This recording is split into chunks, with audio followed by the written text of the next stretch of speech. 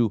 On va parler de cette question avec vous. On va revenir sur les débats par rapport au format du dialogue. Vous le savez, le président Sassou Nguesso a réussi ce qu'il dit le lundi dernier. On en a parlé hier.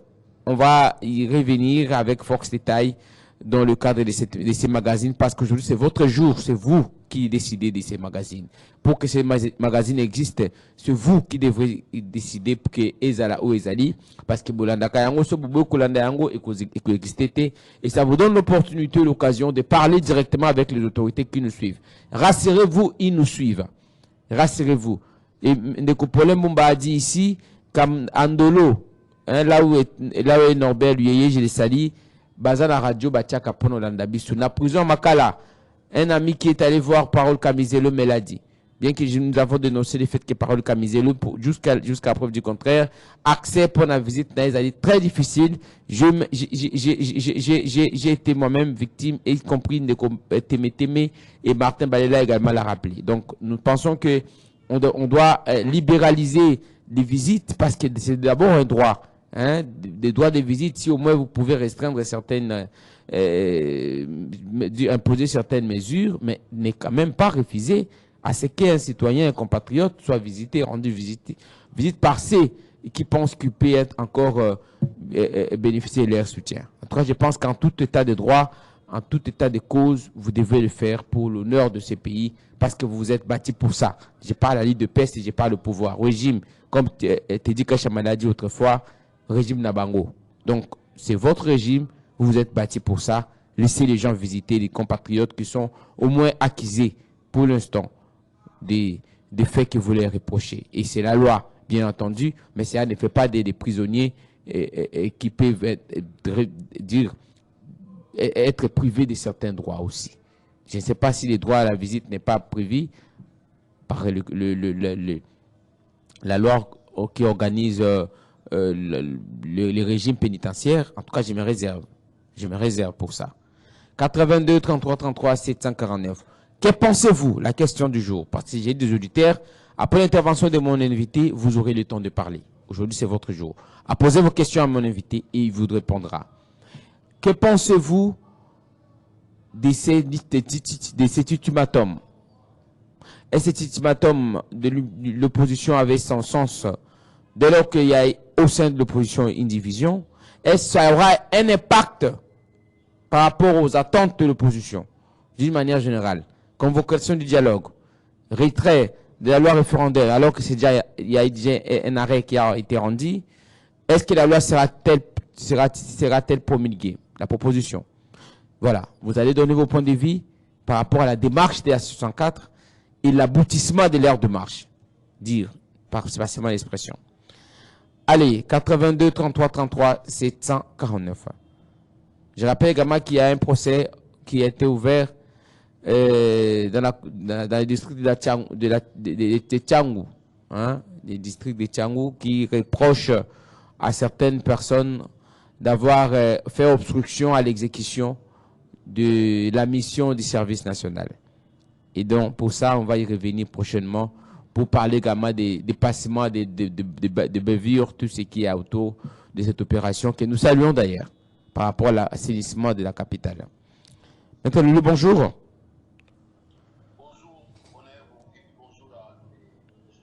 Vous pouvez répondre le micro de Irben Kaima. Merci. Maintenant, Loulou, vous êtes là? Oui, je suis là. D'accord. Merci. Alors, je pense que vous portez bien. Oui, Dieu fait grâce. Nous sommes sous sa grâce. Ah. Na poto ko na pe prier de comment bisenga ko ne prier na poto boy po ba liste avec église e bima kite na ba commune nango bandal ils ont autant d'églises Kimbase qu'ils ont autant d'églises il va quand même veiller augmenter légèrement le volume de maître Douli Moutou parce que j'ai l'impression que je vais menacer Mouké. Merci beaucoup. Alors comment bisenga na MADT ils ont 400 et quelques ceux qui 500 000 combien Kinkole, ils en ont autant. Mais na poto soke na poto. En tout cas, au prière, en tout cas, au messe, au kilte, on se rend compte que le temps où à 5 personnes, avec personne Moussa na yeba yago sala sans gêne abimia kenaï. Mais kuna na éviter ce cas esprit wana ko il y a balang ils ont continué mettre le pot moni toi ba Christ ka ka to changer terre. Bon, ce qui est vrai, bon, parce que mingi na banda ko banganga ba rapporta biso ke ba musu ba kinda ba kutana Yesu be kuna. Parce que tant nganga lobi otuni est-ce que kishu ko simba. Nganga ibiso ke mbo wana tu voir kambo nzambe. Donc c'est là il faut comprendre que Dieu est partout. To limita e kana ba konto wana ngote. Mosali nzambe ya solo, oyo maza liko sali la nzambe. Wala liko sali la nzambe na ba circonstance te. Na liko sali na ba circonstance nyonso. Parce que musu aza na nzala. Omona bigi ona profiter kana kangi jeune pour lo oliza di wani za osala nzambe te voilà temena ndenge ba ndimi pande ba yake be na église ne tuzala awa moma bonza pe action de grâce et ça les moments stratégie pa ko bimisa bala ne ba pasteur ba sala biso awa so lingi mabonde li égal là par exemple bon pour na kano de délivrance nzamba ebisinga epesa bo ndenge denile sa aloba na vidéo landa pe vidéo on a assez que landa réseaux sociaux landa ngope aloba nzamba ebisinga yaka nango boye bo bayi mbongo moya garantie na ndako eza boye yaka nango tout nzamba ebisaki bon ina ba peso ki kuna isale mana ndenge wana yaka biso pe to beta ya ba ezaka ba to benga ba les à côté pour to contre la vie facile na biso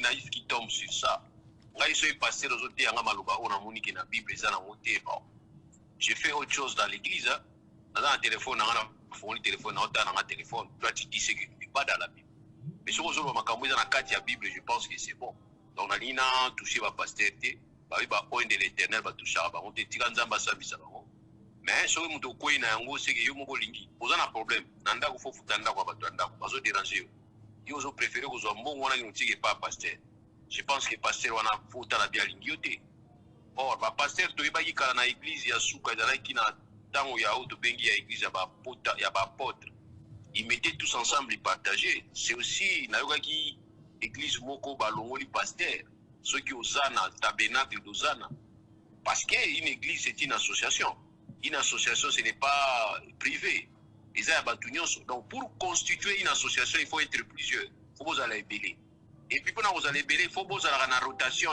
pour ça la pe ba élection na kozala wana les mona ba parti politique na biso pour ça la parti politique na biso 64 tata moko za président ti lelo alembi ba musu baza na morgue za président moi j'ai dit que ça ce n'est pas normal donc nzamba za partout quand na émission to kindaka na ba église poto yoka ba pasteur te to yoka nzambe so moni ki nzamba lobeli yo ya yo so moni ki wana izo cadrer te na o nzamba wi ko loba betango kara.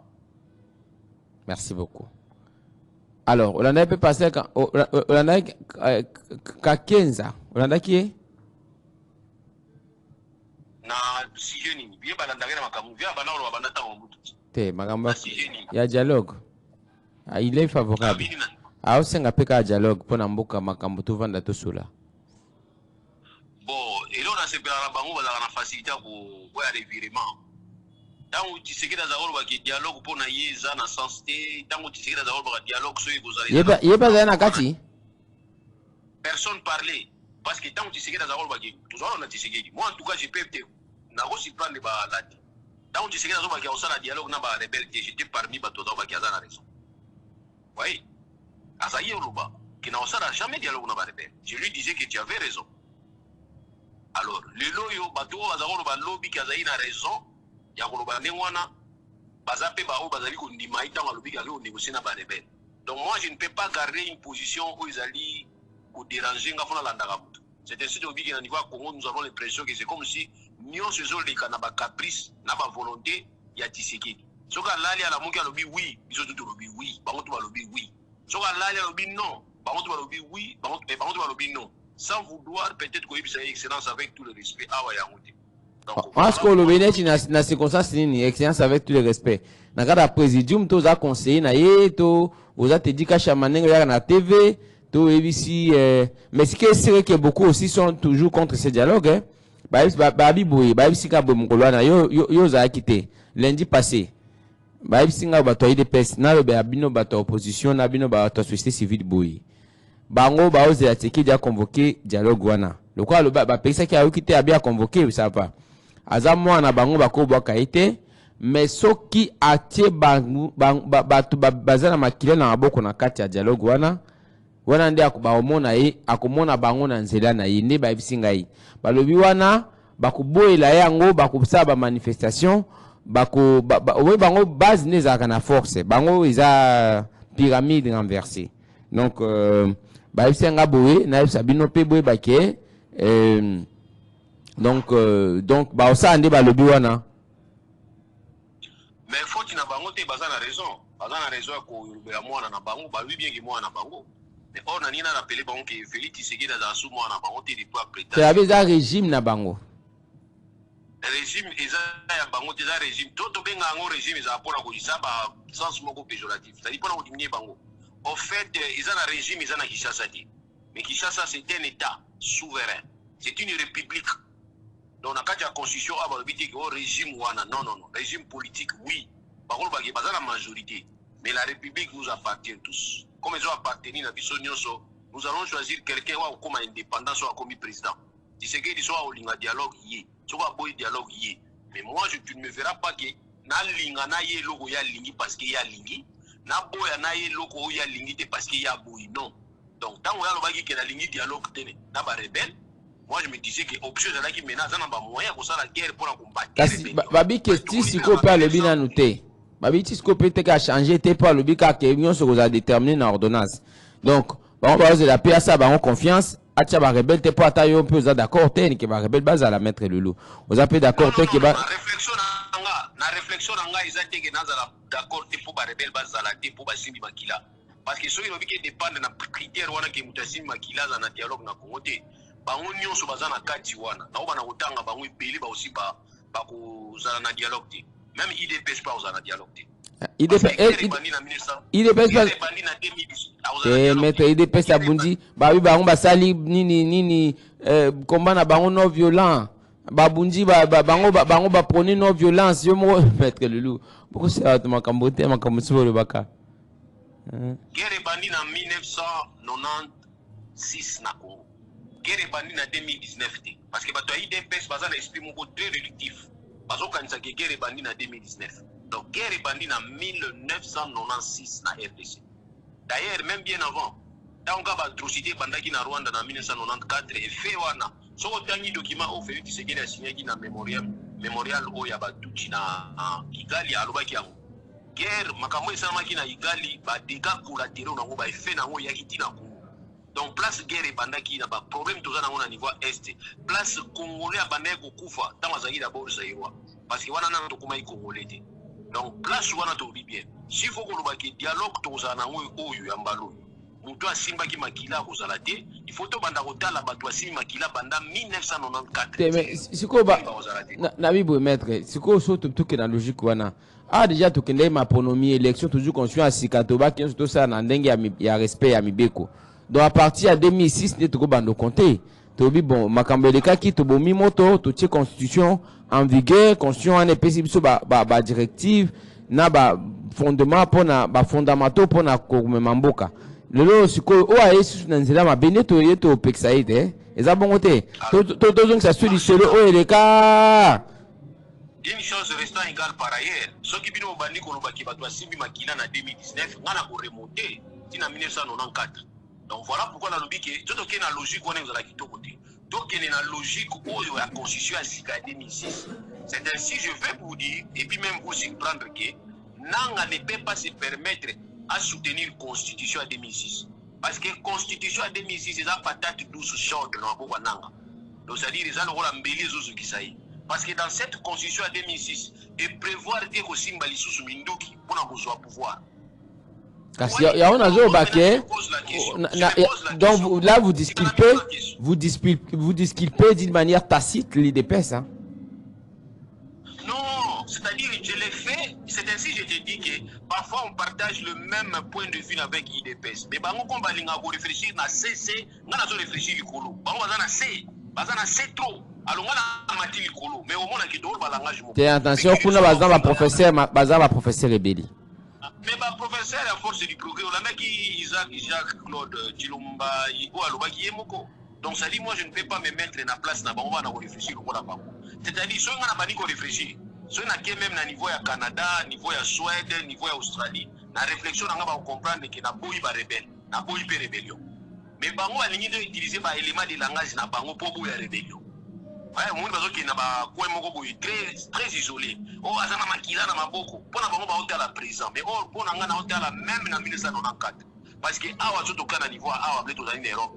Quand on condamne le nazisme, oh ba Hitler bani, ba remontaka ti likolo. Il ne faut pas croire que oh bazo condamner ba oh banani antisémite banani wana ezali il y a 2 jours 3 jours passés. Non. Et ça va acte où ça va 1945 1944, 1940. Alors, venons-en.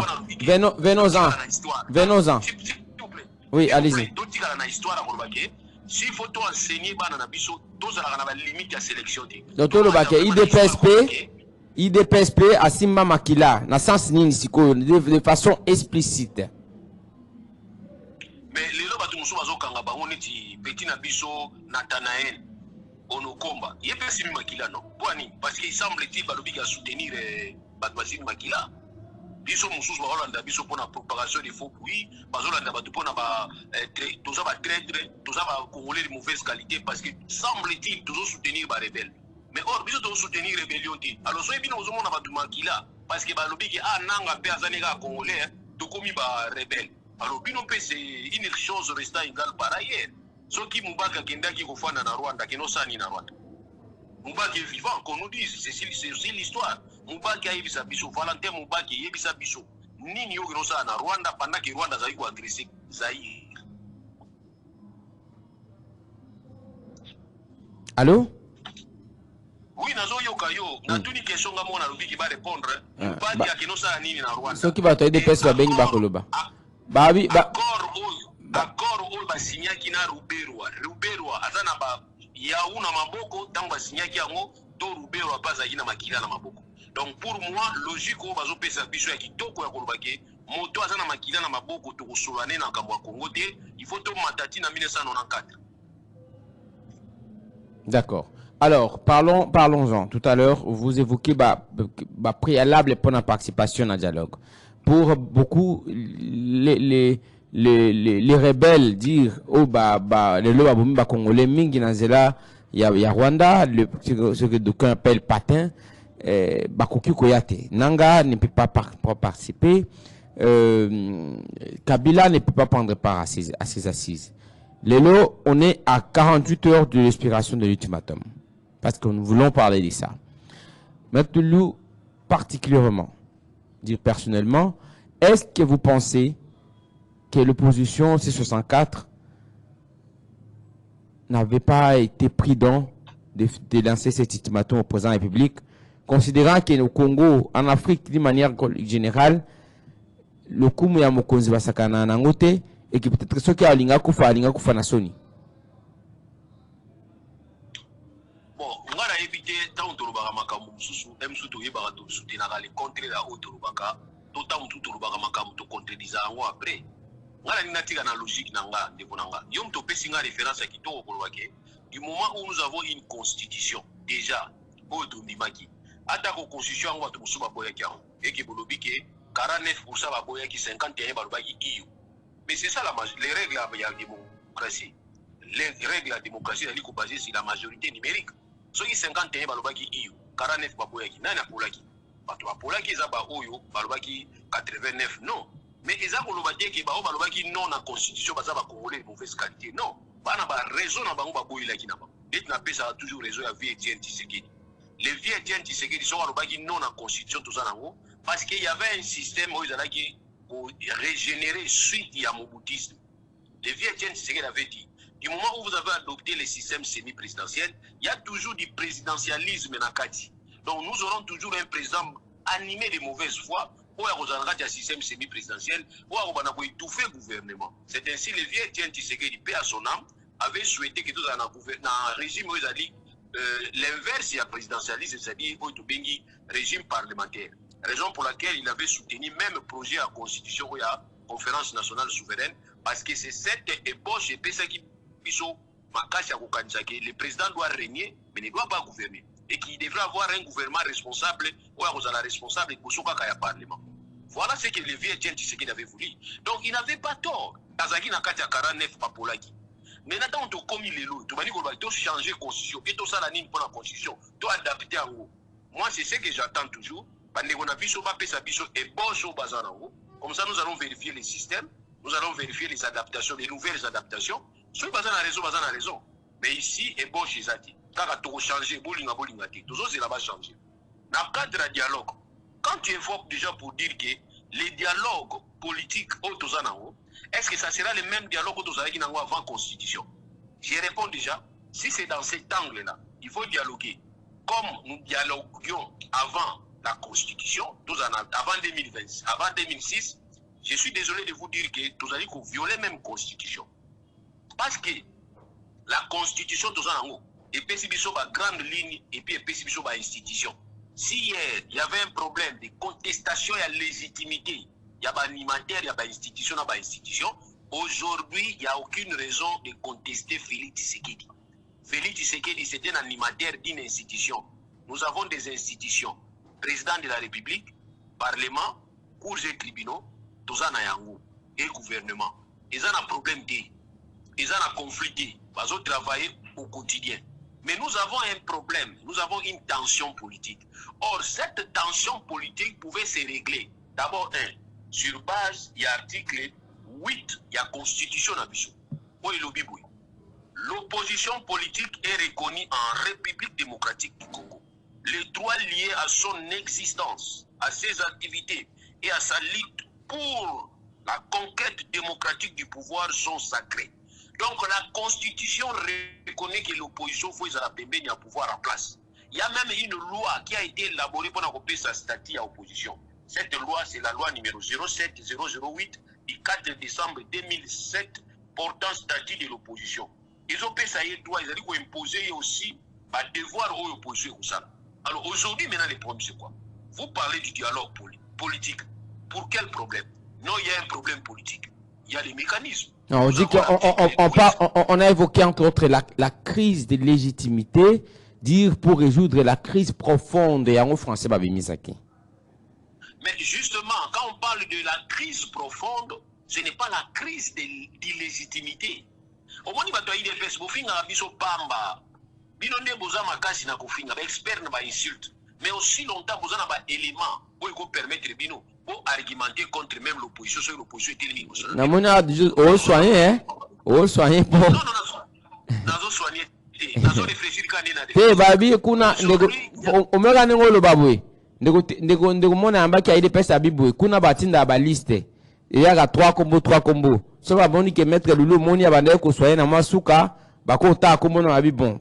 Tchata ekoto le quoi Anzula ndenge ya koma ministre sur intégration régionale azao le bamingi azamu de la société civile bon tcha ekuna Anzulu ni ceux qui je sais pas quoi en tout cas ndenge ça déjà ça va mettre obi que sur le lot qui ngane conseiller de na yebi non directeur à cabinet conseiller ma directeur à cabinet ya solo kasi soyez ka bon mettre au changer te continuer là on a to kende bande ko va se pendre ba c'est-à-dire il faut la manière pour comprendre qu'il y toujours qu'on s'opposer contre les pratiques au bas de la sur le terrain. Parce que ce basali n'est pas dans bango pour contrôler l'opposition très bien et puis pour argumenter contre l'opposition. Alors du moment où vous en pratique on a dit vous ça l'inverse à où on a je suis votre opposant. Qu'est-ce qui est facile à faire? Dans le Kenya Ouganda, il y aurait une Museveni à Ibisi Bangouni. Alors les plus petits problèmes où il faut ça les aga à Batouane. Ici, j'insiste, quand on parle du dialogue, ce n'est pas un dialogue pour remettre en cause la Constitution. Ce n'est pas un dialogue pour remettre en cause le fonctionnement de l'institution. Mais du moins, c'est un dialogue qui doit absorber la tension politique. Et je peux vous surprendre pour vous dire que les tensions politiques actuellement en République démocratique du Congo, au terme de Félix Tshisekedi, c'est lui qui a commencé. Imaginez que Tshisekedi a touché la Constitution. Imaginez que Tshisekedi a touché la Constitution. Il y a des raisons qui ont opposition au télé, mais il y a il a pension les 15. Ceux qui les 15 ont sali au Mona. Mais au fond, les banques portent. Donc ça dit, d'après yo ba ibio, au moins qui bisoté au kanga porte ndengini. Mais tant ba ibio, muyi bien on a expliqué. Nazaro les gananga, na moni porte au fond. Ya on a kota ya on a iba. Il faut dire ça. Oui, Mouyibi est responsable à Mouyibi. Mais yo moko kolonda ko kanga porte na otepoint. C'est ça. Tshisekedi a dit qu'il porte au fond. Alors on peut dire que l'opposition a eu raison d'agir sur ce ton-là. en parlant au président de la République, chef de l'État, garant du bon fonctionnement des institutions, le magistrat suprême, Maître Loulou, Fatibé. Bongo muta bongo, boy bisaye ke mukwa tombolo na ndenge ya pouvoir. Ba bisaye ke yo soko salite to ko sala boy. Est-ce que ba bisa mukonzi bloko wana? Bato musuba kanzaka ba journaliste ba yeba makambo te. Na yebisaka bango ke journaliste wazo poser question ezate ko ayebite. Ayebi na yeba zo ngande a poser question parce que bango batangisa bango ba ko poser ba question. Pour répondre à ma question, bon, actuellement, ma journaliste, on débat dans la télévision. Je vois ça aujourd'hui. Il y a des journalistes engagés, des journalistes pro-IDPS, pro-PRD, pro-SID. Ça, je vois ça. Malheureusement, le professionnalisme est loué. Et nous avons vu tout le monde a mis et puis sanctionner dans ces sacs. Ça, c'est sanctionner ces sacs à pouvoir régulateur. Donc c'est ça qu'a constaté déjà que par propos naïsa stigmatisant et puis des discriminatoires. C'est déjà un élément qui va permettre INPC à se saisir dans l'eau. On a des avocats. Ceux qui les ont avocats pour la salle mabé, c'est ça qu'a sanctionné. Ça ne suffit pas. Ordre des avocats, il faut y rappeler parce que j'ai piétiné ma déontologie. Donc moi je pense que ça, bon, c'est là juste entre parenthèses. N'a pas dit dans entre parenthèses. Dans le but que l'opposition est en lutte à Zosal. Lutte à l'opposition est en conquérir le pouvoir. Vous n'allez pas dire à l'opposition vous allez quand même basango, vous allez quand même basante. Non. Quand on sait même que tata à opposition à Congo, quand on parle de vivre la musique et quand vous allez le combo à papa ou bâtissé, vous avez malhonnête. Donc aujourd'hui on ne peut pas parler de l'opposition congolaise sans parler de vie Etienne Tshisekedi. Donc un président de la République comme Kabila, mandat ezali azosala, un monsieur qui va dire bokangilanga président wana Tshisekedi, koyelanga menote mais vivant, nana besoin na yao. Naza pe na Congo na fandi, ne toza boyi, ozolo bande wana na chaîne, na Congo. Ba okanga na chaîne, na ba micro, na ba caméra, ba okanga na ba binozo baza pembeni bakina bino. Te biso to comme la démocratie. Te comme la démocratie. Oh ba le ba konzi na biso aso za a ongo kapasi.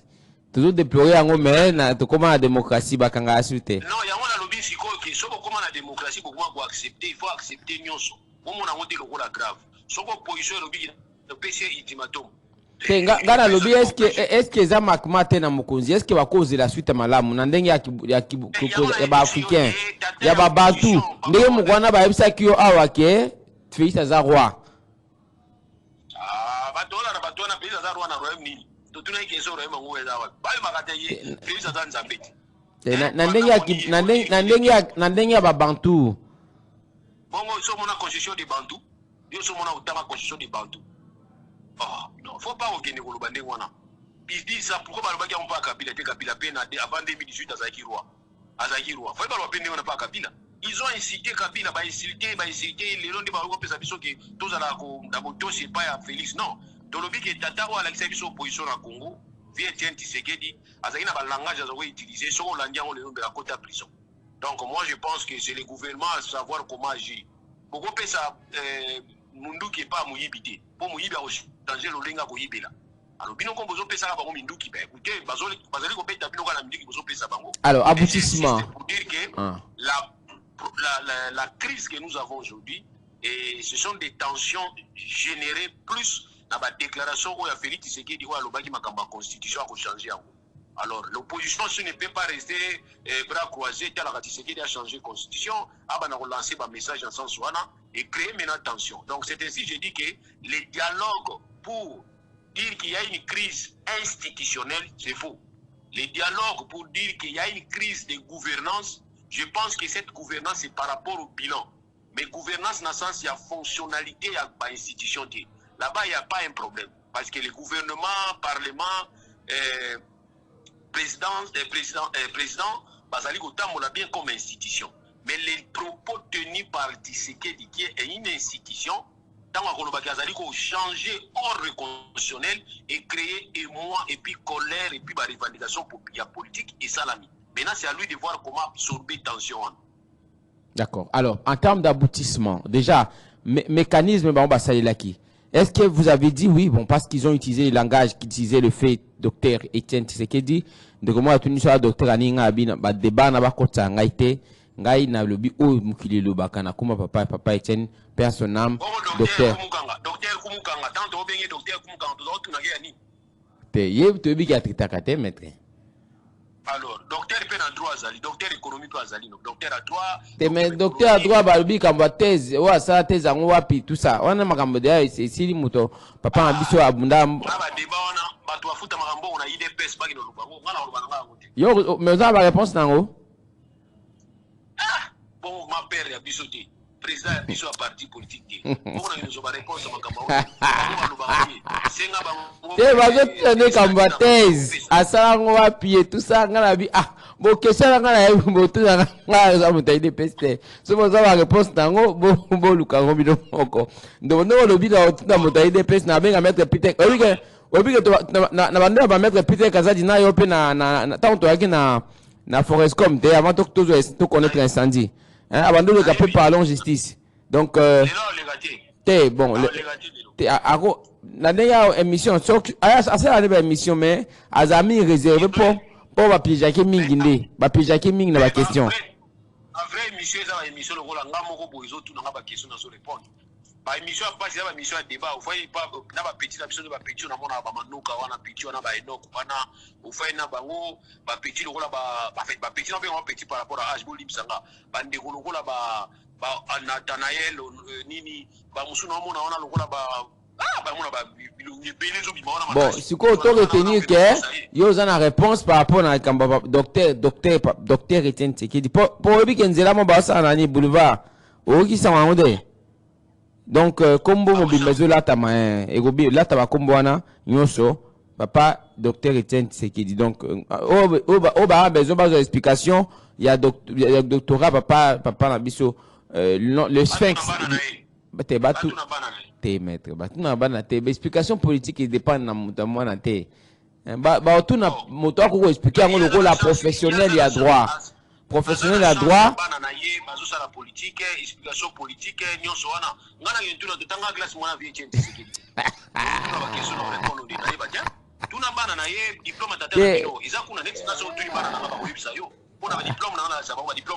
D'accord. Moi je pense que donc makamwana ngani na zo lokola na loba consultant na biso na matière ya droit comme ça expliquer bateau pour na question na ça débat olani pius olana nani te pius olana pese mbote ndeko na ngai nana ni yenda tuni question wana ndinga lobi te nga makambo wana ba tuna ngango te na bato IDPS po nga kota makambo na bango te nga za na ngai journaliste na sa musana ngai so na ko tuna nde avocat professionnel à droit oyo a sala ngo le quoi professionnel ye comme ça expliquer biso le quoi tozwa ke mingi peut-être prochainement soit za na réponse de l'autre un docteur en droit il faut avoir la thèse na ye azana ba publication na ye sala so ke ça na ngo za problème te on a vu tant mususu pego joana ba contexte ezaki nde mususu tozo ba précision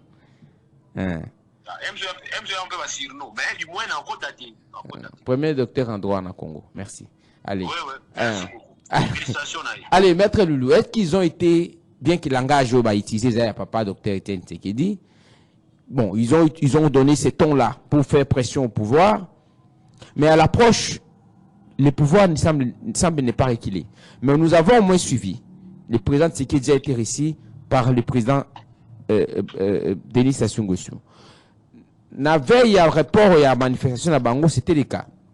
Ndayishimiye intervient, ils vont aller au Burundi, ça débouche à un échec selon les déclarations que nous avons suivies. Ils n'ont pas accepté les propositions qui ont été faites. Il revient sur Kinshasa, c'est Sassou qui les reçoit. Bon, je parle de la délégation 604, mais finalement, le composant, même, il y a structure Wanalelo. Sont-ils cohérents dans le cadre des démarches Baosala? Est-ce que ça va aboutir dans le même scénario? Voir parce qu'ils ont décliné et une déclaration a été faite, l'invitation à Denis Sassou Nguesso avant de Tshisekedi Akende. Ils ont même fait une déclaration quant à ça. Comment voyez-vous la suite de ces scénarios? À 48 heures, il il y a Inspiration, il y a Ultimatum Opposition. Est-ce que les jeux étaient bien joués? Dit passer l'expression, est-ce que le calcul a été bien fait? Dans le cadre, il y a session 4. Puis, suite, dans le monde, on est 48 heures avant Inspiration et Ultimatum. Bon, Félix Tshisekedi a la chance moko, azali na kati ya groupement politique moko, azape na kati ya ba parti politique moko, o batu na mingi baza na confiance na à 100% avec. Mais soit dans un parti politique, tout dans ba groupement politique ils sont exigeants. C'est-à-dire ba parti politique au bazali ke bazo tout non vraiment ba détail nyonso. Soit moni clarté bazo savoir que ah to moni clarté ah tu n'avances pas. Je pense que nous pouvons vraiment bénéficier de ma progrès moko malamu na niveau ya gestion.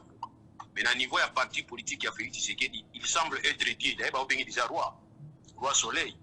Donc dans le recouvrement politique, il y a un qui a tenté de dire que la constitution, il a un problème, il a eu des sérieux problèmes. Après ça, qui m'a explication déjà, il a compréhension, ma bé à propos naïe. Voilà, mais du moins, propos naïe, il y a qui a point nommé parce que ce qu'il avait dit, il avait raison. C'est ça qui a rendu interprétation, ma bé. Non, peu importe, mais la situation est créée qui connaît, c'est sa conséquence. Là, on se souvient du Kofi, ou Betino Kara.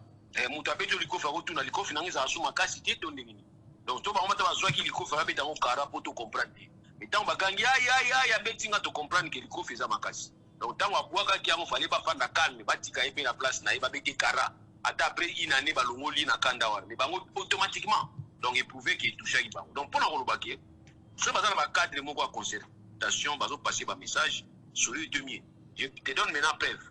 Même à niveau IDPS, vous sentez qu'il y a un mouvement, un groupe paysan qui a IDPS. Sauf tenu par moi, oh, c'est ça, pour la vie à la démocratie.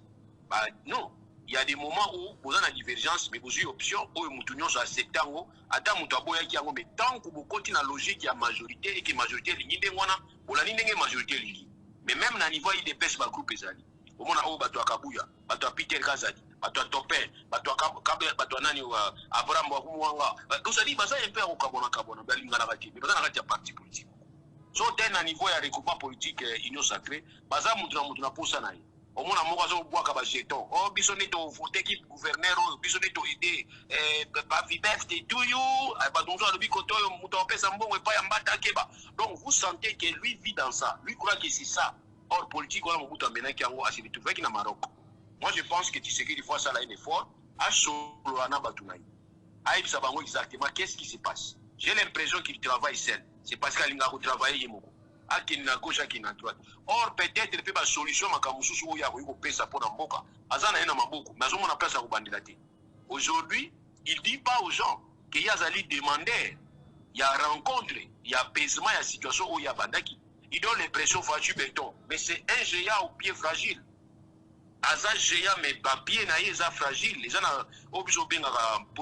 Comment vous l'interprétez ces propos?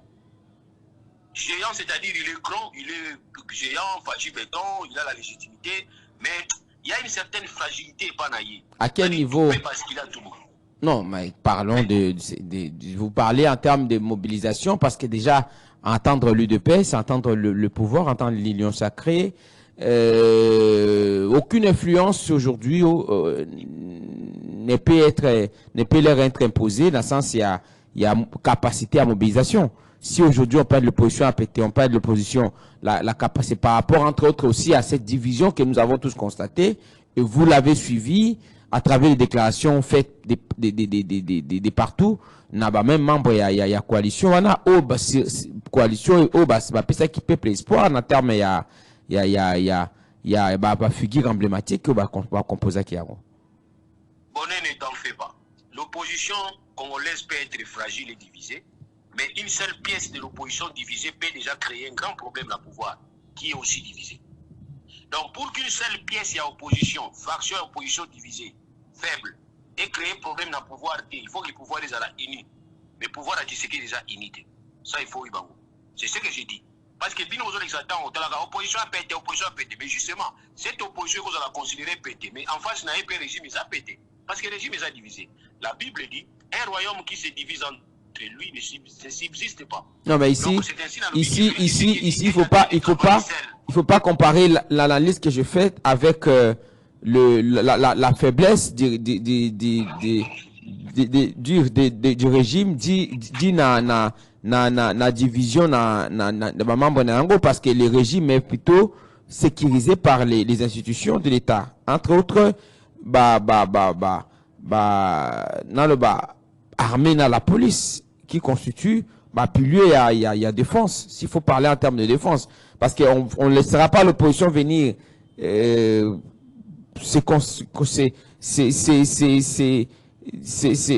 dire, bon, aller sur, par exemple, si le palais de la nation, c'est promener sans qu'il soit inquiété, par exemple. On ne laissera pas aller dans certains endroits stratégiquement protégés pour poser des actes de vandalisme, par exemple.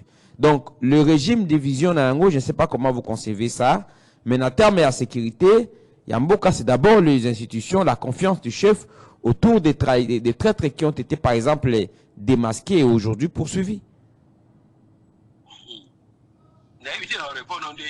Na force ya régime evandi na bakabuya te na ba. Si je te dis que harmonie ya régime ezali ko banda côté ya politique na côté sécuritaire, so ils ont la harmonie za malamu.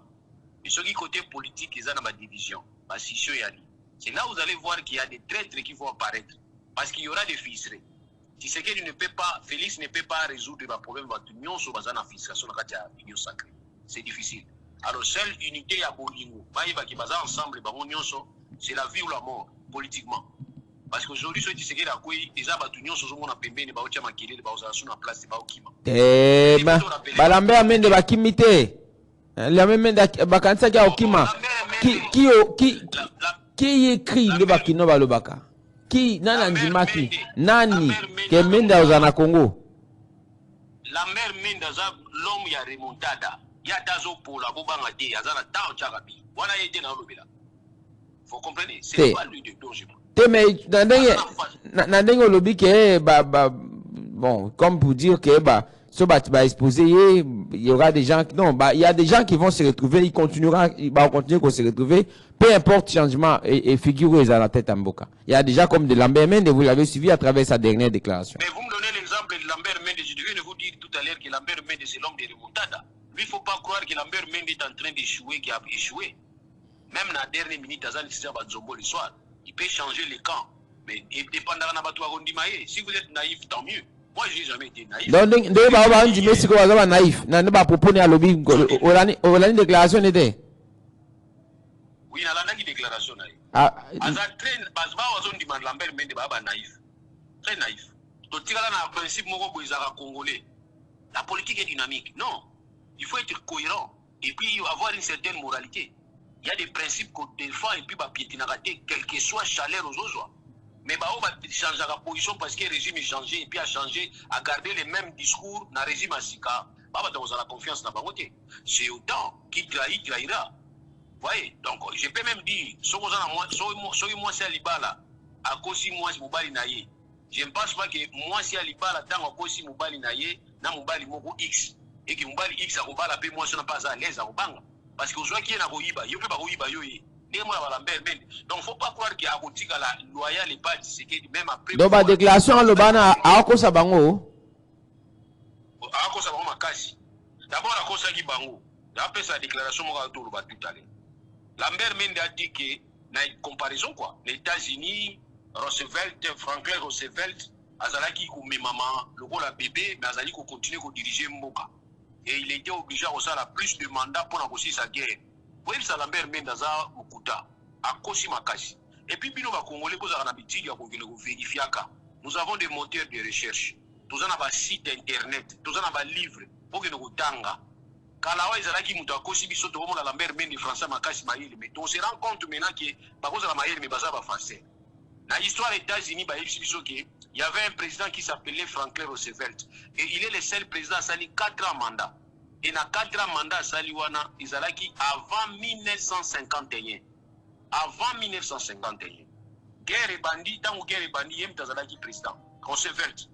Tant que il y a un président. À côté de la 4e mandat, tant à côté de la 4e mandat, mais Azaki déjà mon maladie. Depuis 1921, Azaki a problème à poliomyélite. makolo na ye aza kotambola na fauteuil déjà aza kosala makasi ya kotambola ye moko basimbaka ye bazalaki président États-Unis. Ce n'est pas ce qui avait empêché kazala président États-Unis pendant 4 mandats. Mais dans le 4e mandat comment il malade, c'était déjà en 1945. Avec Okufa vice-président a ya ko remplacer. Mais dire que il y a cela qui dit guerre ici là, guerre ici dans le Roosevelt a Koufi déjà, guerre ici après. Vice-président d'Assisa qui guerre. Et en plus, nous insisté que c'était le 22e amendement, c'est-à-dire modification à la constitution américaine, où avant, ils avaient permettre le président de faire 1000 mandats. Mais en 1951, il y a un principe, il y a limitation à mandat, avec un mandat renouvelable une seule fois, et il a mandé pendant 4 ans, au lieu de 5 ans, et au lieu de 7 ans, il y a 5 ans. Donc moi, je pense que même les gens à l'équipe... Donc, pour ça, le bac, pour expliquer, moi, on représente la même situation. Prenez une menda le baki que so Kabila kufi nani nanga kufi comment ça babande ko na biso so ki nano Kagame akufite c'est que diffose ano wana ya moni pe asali comparaison wana ndenge ke biboke za bitumba maître ba makamusu pe tutali ka botobi bo moto atie pisa Kagame atie panzi likolo na ndenge to ba na entre kinois. Et ils entre nous mettre le lot et que mukile le bela teke di ba sanction et le bela teke di pona ba effort asali abundisi Kagame le lot Kagame a sanctionné bananga ba Kabila sanction ezongi c'est parce que il y a quelqu'un. Alors si même de le dit peut-être que c'est dans cette optique là pour vouloir apporter dire soutien à un président Kolobake ce qui nano guerre et silité azano wana si c'est abiso bitumbo mettre tu comme mingi bitumba yumeli lo tozumu tozo bundela biso vraiment to perdre ka boy yo ko tra mini makasi ya mende tanga zolo ba ningwana azoba ngozo utana mutuna yo utana constitution kwani mtu kumi na kitila usama makabizo na mitu abantu c'est ça ba cas exceptionnel non la guerre est prévue dans la constitution na biso balobi en cas de guerre il faut c'est-à-dire guerre est lo kwa kokamisa biso te. Guerre c'est normal, guerre est cause à Nambuka. Parce que la constitution a prévoit à l'état de guerre. Il faut ça la boue. Mais c'est ce que justement où il fait dire que dans Salatina pendant la guerre, il y a un problème des Aligoya. Or, on attend une guerre, il faut ça l'évaluation au niveau du Parlement. Il faut mettre les moyens. Il faut adopter une politique qui attend la guerre. Il y a une économie de guerre. Dans l'économie de guerre, la dépense union c'est gelée. Parce que vous avez la priorité de la guerre. Mais bango économie de guerre ba osala ba marché ko tonga banzela ko buka ba po tonga ba winzi donc vous sentez que ba na posa business ko ba bango to ko na business a kosoma bindu kité baza na ici ba osoma pona yo neti guerre ezali to vana bosoto guerre ezali to banzela zalate embouteillage te kasi on va comprendre to ça la minimum pour to maintenir mboka na bosoto te kasi minimum ezao ka ba service national minimum eza okanenge ba service national esalema ole ba luka ba paya baya ko aseni service national eza double emploi service national eza na programme oyo basalila yango eza kokomba ba balabala te eza makambo na mingi na secteur agricole pour na développement agricole pour na kotia ba appui na ba service ebele oui mais maintenant posez-vous la question pourquoi est-ce que service national est kokota musala kokomba ba balabala du moment où nous avons déjà des institutions à l'état où ils ont déjà à niveau province on va foutre la rambo. Nous avons dirigeant au PM de Bonabiso na PC Mbote Fils Mukoko. Ce qui moyen ça ce projet na Izani. Donc aucun projet, azana projet mais il préfère passer na télévision, on a fini moi si donc ça là est boyé, bon lukaye. Quelqu'un qui doit diriger doit réfléchir pour Namboka, abosani ka comment décider. A comment ni muta balabala. Tu vois tout ça c'est ça aussi les problèmes. Aloba ki bolo be te likambo ki DG. Wana ya likambo mboka la vie ou la mort ngo tuloba yo moko. Mais il faut avoir ce que nous appelons la politique, il y a économie de la guerre. Économie de la guerre, il faut mettre accent sur l'armement. Et puis payer les soldats. Mettre les moyens plus dans la guerre pour guerre ici. Donc, le bagi kamboa, c'est que les bandits ko bunda pour na voyage, la diplomatie, abundisa Kagame, tout ça, bandits qui voyage au côté mboka. Déplacement ne moko isala kaboye tout ça avant ni mikolo aboye ba voyage bien que ndekwana mswa bisenga que voyage n'est pas asungo soit za ki ndepona na cadre ya ba il faut ka pona kusisa guerre eza makambo ba opposante ndendo ko IDPS ma bisenga ngabi bon papa mbongo nda bisenga a expliquer biso jour même pas Tshisekedi alobi non ezaki kuna Tshisekedi na gende mona bango amoni penda chimie bango mi balinga alobi bon na kota makambo na te batu na nga pété bonne osala ndeni ni po ya bato ya IDPS o comprendre bango ba expliquer nga kane wa na bisa wana on a comprendre bango c'est ça le problème donc ata bazo expliquer ngai na langa mboka na biso na comprendre kati qu'est-ce qui est comme relation entre guerre na est na dans l'association non il y a on a vu que Tshisekedi fois à la claire avec ça bango vérité pas la maille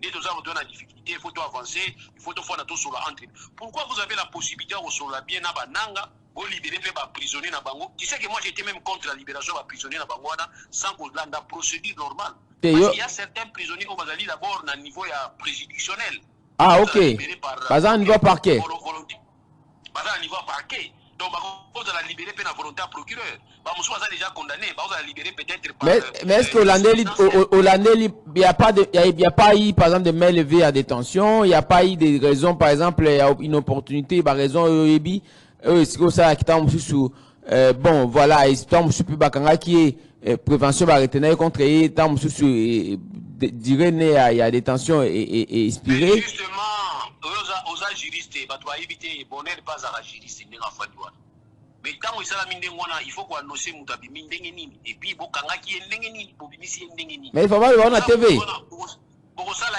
non boko ça là objet échange té boko ça là objet échange té bimi lokola ba tchebi no pression pour libérer ba prisonnier ok moto yo a déjà qui déjà tant a déjà qui te moni moyen de garder ça te libérer n'importe la prison bima kende mutu oyo parquet alobi mutu classé dossier na ye c'est voilà. comme ça il faut voir cette volonté ce qui est dépendant qui nanga omoni bango bafinga ka biso tout biso to kanisa donc ça yango bini propreté mais alors si vous le dites c'est vrai parce que au niveau du parquet mais attendez est-ce que le magistrat ne peut pas au regard il y a pouvoir et injonction bon prenons le cas magistrat suprême il ordonne par exemple cessation et poursuite est-ce que ça peut pas être le cas pour Nawaka Batouana va ordonner tout simplement qu'on puisse cesser la poursuite dans l'endroit na bango et on considère ça comme une décision bon bien entendu une décision qui peut être juridico-judiciaire mais qui s'inscrit dans la logique qui appuie à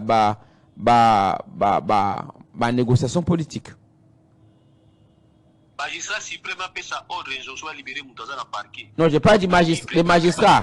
J'ai pas de magistrats de juridiction concernés. Ça peut être la cour d'appel, ça peut être. Voilà. C'est dans cet angle-là que le ministère de la Justice pouvait travailler avec le parquet pour répertorier dans la liste AFDL, FM23, PSAKI, pour répertorier comme ça la psychotrie. Ça une liste. Qui sont concernés, basant à niveau police, qui sont concernés, basant à niveau parquet, qui sont déjà devant les cours et tribunaux. Et moi, en tant que pouvoir exécutif, on va déjà les besoins à cours et tribunaux, c'est la condamnation à Bango, définitive. Et c'est ce que je voulais plutôt dire. C'est ce que je voulais dire. Parler d'injonction, l'injonction, il y a ministre de la Justice. Voilà. Est-ce que ça n'a pas été le cas? Est-ce qu'il n'y a pas une liste qui a été dressée? Peut-être que vous et moi, on n'est pas au courant. Mais dans cette liste, il y a eu 15 déjà livrés. Mais dans les 15, le M23 reconnaît seulement 9. Dans les 6, il y a un certain Selengoma, tu dois les connaître. Azaki membre, il y a Palou, Selengoma, garçon, oui. Oui. Azaki n'a pas de liste. Donc, insérer dans les papa, excusez-moi, je les salue. Voilà, donc ça dépend tout simplement que quand on l'avait inséré, la commune à M23, on a vu que tu vois, ça pose déjà un problème. Il y a un que tout ça, ce qui est salamaki en amont, dans une propriété, on a une procédure à bibé qu'on a biso, et on a un niveau maintenant, on a un psycho tri, on a un linga conseil.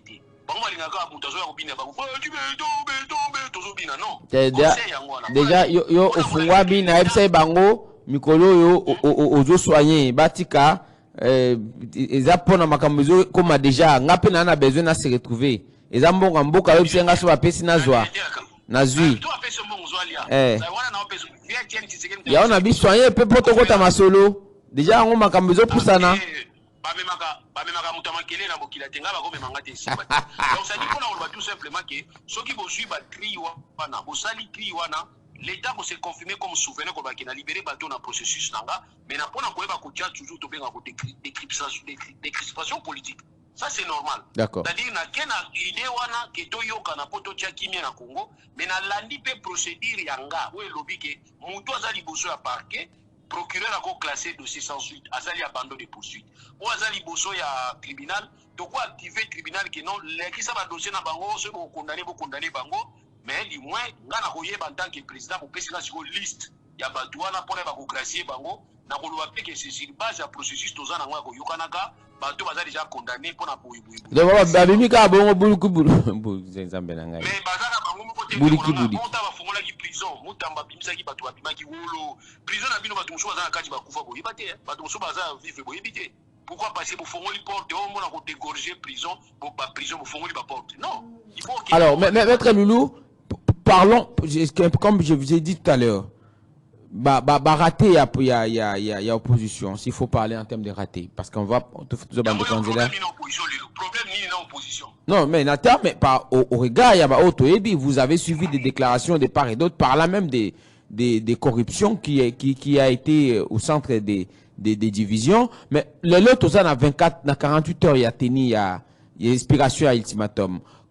Quel regard portez-vous sur l'avenir de l'opposition, parce qu'ils ont annoncé C64 rencontre le 15 par exemple, pardon, Liboso à siège à SID, selon ce qui a été dit ici par un cadre de l'SID qui a déclaré qu'il y aura une rencontre devant le siège de l'SID.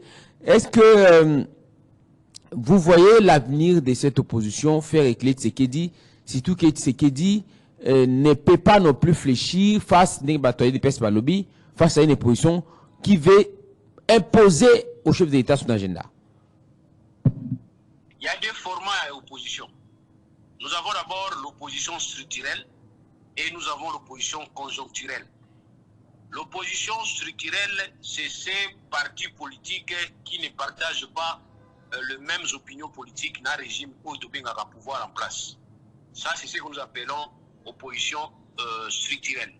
Par contre, opposition format conjoncturel, ils allaient vie, il y a bateau, précarité, il y a bateau, frustration, bateau bazanango, colère, bateau bazanango, nzala, bateau bazan futamate, médecin, bateau moki, chauffeur, bateau buka, wenze paka, bibuka buka, bateau soana, bateau bazan, frustration, ça aussi, ça constitue un format d'opposition. Et ça, vous allez entendre, bateau bazan, ah, deux autres élections, tu vas voter bino sousou, c'est déjà une opposition. Alors maintenant, les problèmes, mes amis, ceux qui opposition structurelle les a faibles, comme c'est le cas, vous semblez pour ouvrir une parenthèse, vous semblez, je vais vous revenir, vous allez continuer à faire la distinction entre ces deux formats selon vous de l'opposition actuellement, l'opposition dans les cadres structurels et et puis dans les cadres institutionnels, s'il faudrait le dire extra institutionnel. Dans le cadre de l'opposition reconnue, non reconnue, ou ils ont silencieux, aux obenga peuple, ou aux victimes, il y a tout ça. Donc, je vais vous rappeler pour y revenir. Mais vous semblez déplorer apparemment, l'opération est menée, hein. C'est que j'ai suivi 2 fois revenir, c'est ça. J'ai appelé le numéro 60 82 33 33 749, 82 33 33 749. Donc, c'est bon pour vous mettre de l'imout. Je rappelle qu'il est activiste des droits de l'homme, avocat après la cour d'appel de Kinshasa, Matete, mais aussi de Koulou, ex-barreau de Gambandounou. Allez. Maître Loulou? Oui, je déplore pourquoi? Parce qu'il faut avoir un projet. Il faut avoir un projet bien défini, vraiment bien fignolé avant toute démolition. Surtout s'il faut démolir et l'eau dans temps et j'ai suivi les conseillers à président de la République qui se pointe comme étant adjoint, cordon adjoint à Makambouya Task Force Nabangwana. Quand il va se présenter pour dire que c'est chef d'État Moutatininga, vous avez exposé chef d'État trop. Que le baboye m'a vibé quoi mboka d'État et s'organiser pour les décisions. Mais quand vous dites que c'est le président Yemoko Tindi, c'est comme si le président Zoïbate. Dans un exemple, le rôle de Marcha Bayaka. Marcha Bayaka, ça fait 60 ans. Loi m'a bêta guitare na moche. Abia yokola guitare na Marcha Bayaka. Viens tiens, tu sais que dit, à la famille, entre le Kelenge ou bien. Oui, c'est l'avenir qui vient justement, c'est l'avenir Nzombo, je pense. Hein?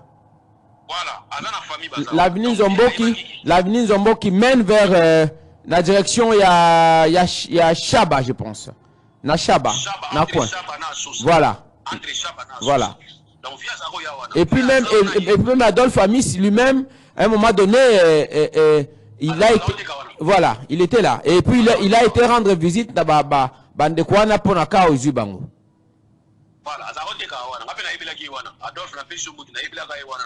Partenaire n'a pas rendez-vous et pardon. Ex partenaire n'a pas de voilà. Alors je ne pense pas que projet wana au bazo sala wana ils a urgent faut ça la lundi ba on va bouquer dimanche. Non. Ils ont un projet peut-être basé na ba sala wana l'état za na ba projet na ito ko tala bakasi à l'état. Mais moi je pense que na tango ko buka ka biloko ndenge wana ko ils a vraiment ya kala. Il faut tout le tout possible tous d'abord solution pour y échange. Même les appels provisoires pour avancer na bango. J'ai toujours dit, je fait ça exemple dans la déclaration dans la fois passée, un pays africain, parce qu'il a besoin d'étendre, parfois, on a deux bandes, parfois on est comme à 4 bandes. Conséquence, c'est qu'il ne faut pas prendre le colonne à Liboso, colonne à 4e, il ne faut pas beaucoup de bandako. Ils sont allés voir la propriété de la bandako, ça a posé un vrai problème. Mais quel est l'État, qu'est-ce qu'il a fait? Il a recensé Badouana. Par exemple, dans Zouaki, 100 personnes. Ake kotonga 100 appartements na ba côté moko kitoko ville moko bien. Aibisi Badouana bolongwa a on a tongeli bino banda kususu. Quand les gens sont partis visiter les maisons, monsieur Bonheur, batungusu bazonga ki souté. Ba mi côté na ndako wana ba mitikeli ba boy ko zonga ba diki l'état chanza ba idée to tikali okino kobuka. Donc pour dire que quand il faut faire ça, l'État doit être en mesure de remplacer Badou. C'est ça l'État. Mais il y a des gens qui ont empiété, il y a des gens qui ont construit en prise publique, malheureusement. Il y a des gens qui ont même ils exploitent ces endroits-là, on est en prise publique et à l'État. Vous voyez, prenez le cas Capella, bon, vous ne citez que ces cas. Je pense qu'on va organiser toute une émission élaborée.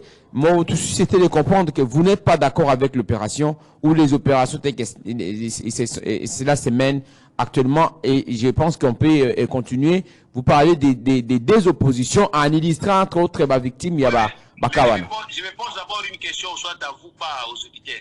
Qu'appelle-t-on un marché pirate? Un marché pirate, c'est un marché qui n'est pas reconnu par l'État et que l'État ne perçoit pas les taxes. Mais Bayaka, étalage, l'État. J'ai parlé, j'ai reçu le bourgmestre Ngingir ici, il nous a confirmé. Ah oui, Bazan a besoin de Mingité. Peut-être qu'il y a Bayakande quand il y a quand même le copie. Alors, au moins, ils sont sous pirateté. Alors, quand vous prétendez dire que... Mais Batonga na Bayaka, Batonga quand même, Bango débordement n'est pas déploré, maître Loulou. Débordement, c'est un problème. Parce que débordement, ils allaient laisser aller à gouvernement, à l'État. Quand il faut apporter une solution, sachant que l'État a une continuité. Responsabilité à l'État sera continuelle. Mais l'État en tant que l'État, dans le cadre de la principe de la continuité à l'État, on va parce que nous avons si vous avez exemple, on a marché à Moselle Laurent Désiré Kabila. Mais on nous dit que le marché n'est pas mouqué. Si on a besoin de l'espace, quand on a pembeni, on a quand on a l'État va. Pourquoi on a pu dire, même quand Kokolo, pourquoi des loger en haut? Il y a un moni basalin zela na esa que boulevard salema et ko bima pe ba ça dit makamezo changer maître makamezo changer. Oui na yebi que tant makamezo changer ka ba conséquences collatérales ba nini ba dégâts collatéraux ba conséquences collatérales izanga kate. Mais il faut que l'État a la possibilité à prévoir pour avoir un moins équilibre. Les lots bateaux je sais pas dans la classe. L'État peut ça ba na bon bino le gratuité. Dans la webit nani bonheur. Ngana moni enseignement gratuit na Europe. L'Europe a vraiment, et d'abord, pas seulement gratuit, mais obligatoire. Moi, on a une classe, c'est le directeur qui acquise à la police. Et l'objet au moins, police, il y a une classe, c'est pour anime. Donc, puisque nous sommes à niveau, on a dit, les parents se débrouiller, tant on a Malem, toi, on a calculé l'Allemagne d'Afrique. Baton à Amboka, na Malobate, na Misala, mais ton appel mon colomo, tu dois bâton magique, tu es toujours avec l'Allemagne d'Afrique. Ah, mais il y a un mandat, non, 5 ans renouvelable une seule fois. Par rapport à ma mission, objectif, monsieur Zana, nous, tout si c'est tout autant la négni, tout renégocier en haut, ce que le Ghana dialogue, soki mission na esenga bo bakisa biso na ndenge ya dialogue binga aza na kana bango soki mission na esenga bo bakisa biso na ndenge ya dialogue bo bakisa ngo na ndenge kane toyokanaka tobongisi et puis eza yete eza koyokana nde tokoyokana yo mpo kozala wana batuni yo obi bon soki azwi ngai mpe bopesa biso boye ngai mpe na 10 ans wana dialogue oyo eza dialogue akabula ba poste te eza dialogue bakisa mutu mandate ordonnance ne koloba soki ba gouvernement ya cohésion nationale to pe ya bloc ya bloc contre agression ni to yokaki et cause la bloc gouvernement ya bloc contre agression et bon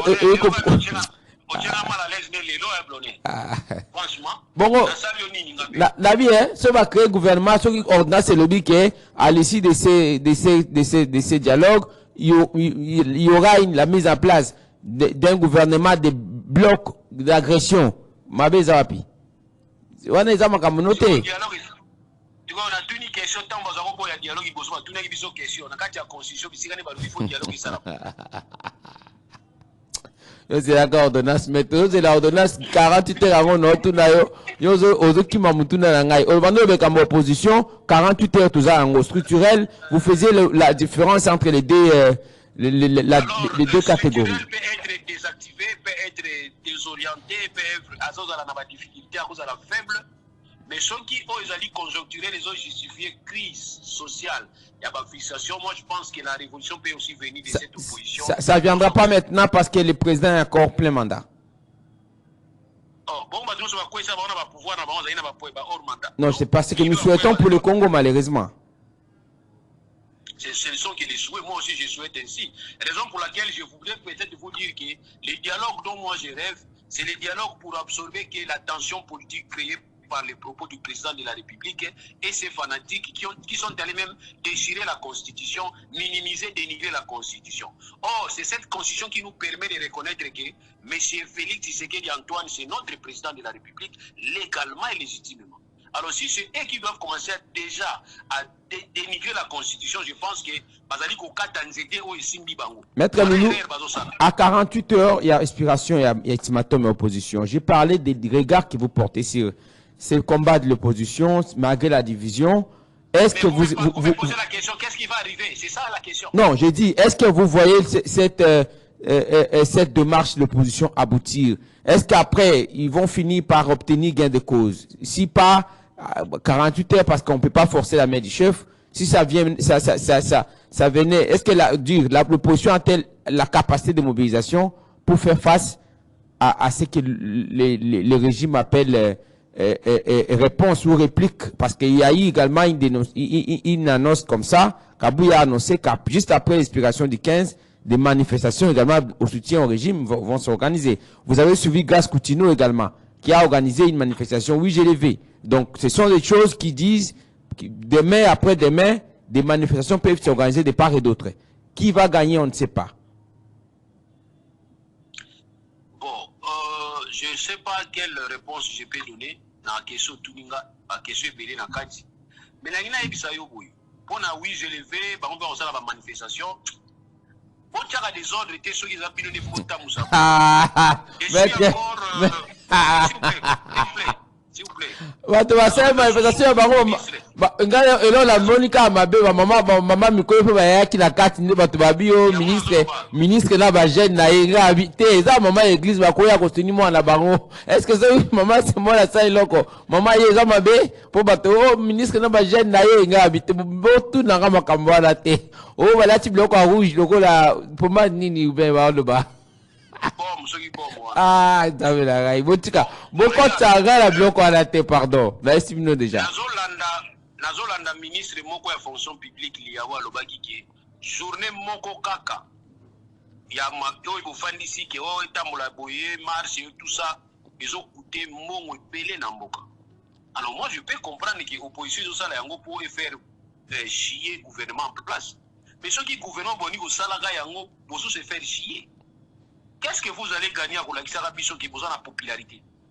Ceux qui ont la popularité, tiens, tu sais que nous avons président. Ils ont coup, hein? Ils ont coup. Pardon? Et ça coup sur coup, mobiliser, toi, ça veut dire que président pas dans bateau. Non, mutuaza na makasi asala la concurrence na mutuaza PTT. Soki bango basali démonstration na bango bino boza ba décider. Mais quand même, on a une mobilisation, il y a maman grâce. Les lois yo contenu des aïe zéro. Les lois yo ne boza boye, bozo zela ordonnance ya nani ya décider. Donc ça dit beaucoup ça la ba marche, bo matina ba nzete, bo kiti, bo koti na zo, bo tamboli, bo ke ko nanger na fleuve. Bozo zela ndé décider ndé après ça ordonnance. Biso tout bozo zela décider.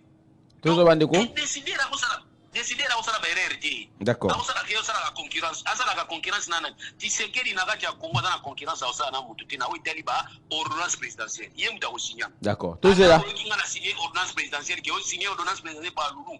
On t'a occupé mon gars moi si na ngana bananga. D'accord. Donc ça dit il faut comprendre dango que nazo pesa il faut mususu la compréhension ba to ba ko akasi na zo komati. Tout ça. Oyo et après et là on a nazo senga ne pas ya opposition C64. Zolandi C64 c'est la coalition pour soutenir ordre constitutionnel oyo C64 asali nini à protéger. So dernier article 64 balobi makambo ya dialogue te. Donc so ko ko tia priorité comme na dialogue bozo exiger que ba signer ordonnance pour na dialogue et comme thématique mususu na kati na okota te. Te balobi parce que lui-même il n'est pas capable d'en finir avec la rébellion. D'où il faudrait Kagama répondait qui biso qui rébellion banda nango avant que Tshisekedi aya. Ngape naza honnête na yebi banda avant que Tshisekedi aya. Nous avons une situation de bengango une crise profonde. Cette crise profonde est une crise que oh non il faut que non mais du moins parmi les mécanismes to ko déclencher. Biso nde na kati ya Congo Tshisekedi asangana na opposition dite non armée. Et ko pesa inde makasi. Jour to kufanda na bananga. Et que nanga moni na sima Tshisekedi amoni Fayulu. Amoni Moïse Katumbi, amoni PPRD, amoni Cité, amoni Balboloto, amoni ba Merlin Vuvu, amoni biso na suka, pour na zana na suka, biso na suka. Nanga ko et ça par rapport na poids politique te maître. Ndé ba bisa Nobel yé ba bio, et ça par rapport na poids politique. Ba o bazali boso na ya loka ba Fayulu ba nini. Hein, yo so za na suka ça par rapport na poids politique. Bon, biso toza bato to landaka mingi enseignement yesu ko lobaki ko la place à liboso te. So oui place à liboso ba o longolo za soni. To kita na su. Paul kaboli bango pe yango na ba bi yo za na poids politique te yo bolo yo za na bato combien? D'ailleurs peut-être qu'à $200. Hein? C'était la réussite de Félix Tshisekedi. Ne vous en faites pas. Hein? C'est inepsi wana ya ko keneti na sens ko bande ngona po ipanza bango. Mais c'était la victoire de Félix Tshisekedi. Yango moni wanga Christian Abagi qui Tshisekedi a ibi triplé. Donc la stratégie ah stratégie. Non ba kana benga yango stratégie mais wanga Abagi ko triplé.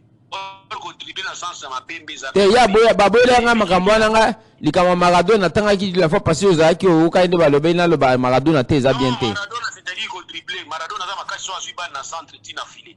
Donc Tshisekedi peut a réussi ko déstabiliser bango. Dès Kofi Abagi ki ba telenga nino. Donc, espérons, voyons, laissons le temps au temps. On est à 48 heures. Peut espérer que après.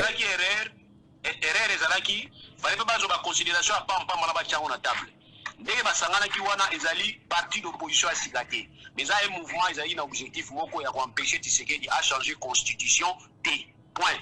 Ils ont un dialogue te. Kasi yango Burundi babengi biso yango epanzaki bango. Fa ba ba biso ha. Burundi, Brazzaville, Poto, Doya, et d'accord. L'objectif est 2028 pour organiser l'élection. Maître Loulou, tous bande de côté dans la Singa, ba osanga pression ba bil le jeudi. Jour na bango. Maître Ozo Kabango déjà je pense. Maître Loulou, vous êtes là? Excusez, micro 3 il bien quand même. Ozo Bango? Ah, oui, toujours au Canada.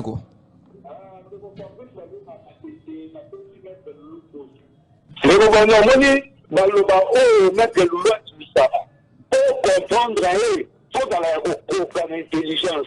Il faut comprendre que la compréhension dans un problème d'intelligence. Le maître il n'est pas de bonheur. Ce qui te dit que là, pour le dialogue, vous pensez les hommes à tirer à beaucoup participer. Il ne peut pas faire aux alatiers. il était à participer dans les qui ont beaucoup à la vie, donc belé, surtout dans le régime à Mobutu. Si dans le moment, mon côté, ce qui est notre pays là, dans le moment où on participe, c'est pour que la matière dans ma boue. C'est le bien au cas, le pour mettre le bas lobby. Le bien au cas, le bien au cas, le pour mettre le bas lobby. Alors le bas en côté. Allô, bonjour. Bonjour, Obengo a plus bon. Diminuez le volume de la radio, s'il vous plaît. Mais ça on a un de connaître. Naïm Sakoke, Nazaraki kuna samedi yoka. Route Mokali a ebisinga iboyi. Route Mokali déjà ba érosion ezala na route Mokali, n'est-ce pas? Diminuez le volume na yo, diminuez le volume à radio s'il vous plaît. Diminuez le volume à radio na yo ndeko parce que de ke musika. Nabi Boye. Je suis désolé ndeko Mitterrand. Vous êtes habitué de l'émission. Au cours de makambo ko bande ko c'était ce qu'on a na voiture au diminuer volume. Ce qu'on a na voiture ko garé pembeni okangi osoli na bande ko na yo maliam. Ko benga biso te so na voiture. Kobenga biso te soko zana pembeni ya radio pesa besoin d'abso belé so lingo miyoka ojo pesa biso passe pour bande ko bako malamu te. Je réponds en disant ceci pour ne pas oublier mettre le lieu en attente à ma question à Bino. Le président de l'Assemblée provinciale m'a convié à une activité qu'il a organisée le samedi dernier. Tant aussi sinabino émission awa nazaki naye na entrée nzoko na salle ezana gauche. Pour ceux qui connaissent Kimbase, quelque chose au côté. Outi côté ya Kimbase qui bien entendu. Alors, na côté outi Machina, si vous voulez. Nous avons été avec les victimes de la démolition et il en a profité pour évoquer infrastructure. Avec moi, il m'a dit et je pense l'avoir relayé le lundi. À l'obi pour la route Mokali érosion ezali ebelé. Yango babandi ko bazo bundana contre ba érosion wana pour vous qui êtes là, dites-le moi. Le président le va bien nga pour na érosion wana. Ce que au monde qui ba ça ba érosion te, boye bisangai que ba érosion au le matin, je viendrai je reviendrai vers lui pour le lui demander. A bisinga ba érosion zo ça yango et empêcher évolution ya nzela à route Mokali, mais route ya rocade ko bima vers wana. Na nzela ya route Mokali eza na projet et kubima vers wana me bazo bundisa no ba tête érosion o eza wana na route Mokali. Dites-nous ce qui se passe exactement na route Mokali, ce qui bazo bundisa ba érosion tout parce que oui espère o ba yaki wana ba constater que basi ça no ba érosion parce que nzela ba kusala yango te ezala exposé na ba érosion. Voilà, dites-nous même en privé, écrivez-moi, je lui ferai part de ça. Voilà. C'est ce que je peux vous dire pour l'instant parce qu'à le bec victime de la démolition, à le belinga au état route Mokali parce que c'est ce dont vous m'avez chargé et il m'a réussi le samedi, il m'a convié à cette activité. Je suis parti avec lui dans l'église Oracle éternel et pas plus de solinae bisomi bali pour na route Mokali. Voilà ce que je peux vous dire pour l'instant. Allô, bonjour. Allô, bonjour. Bonjour, Ndeko. Toujours quand papa. Malgré tout le monde, les bâtiments sont participants, les bâtiments sont participants à la maramatière. toyebi bamulele basima minduki libepesa simela minduki wapi mettre lulu zala kenser na makambo zoloba tango oloba makambo minduki te MLC asima minduki faut dire comment asima minduki toyebi o makambo na bien français boli o makambo ezaobe mali mo répondre au boy toyebi que puis sur le romain ya logiki papa tu fais yo ndeko na bebo kota na makambo na te na bebo kota na makambo na te ndeko s'il vous plaît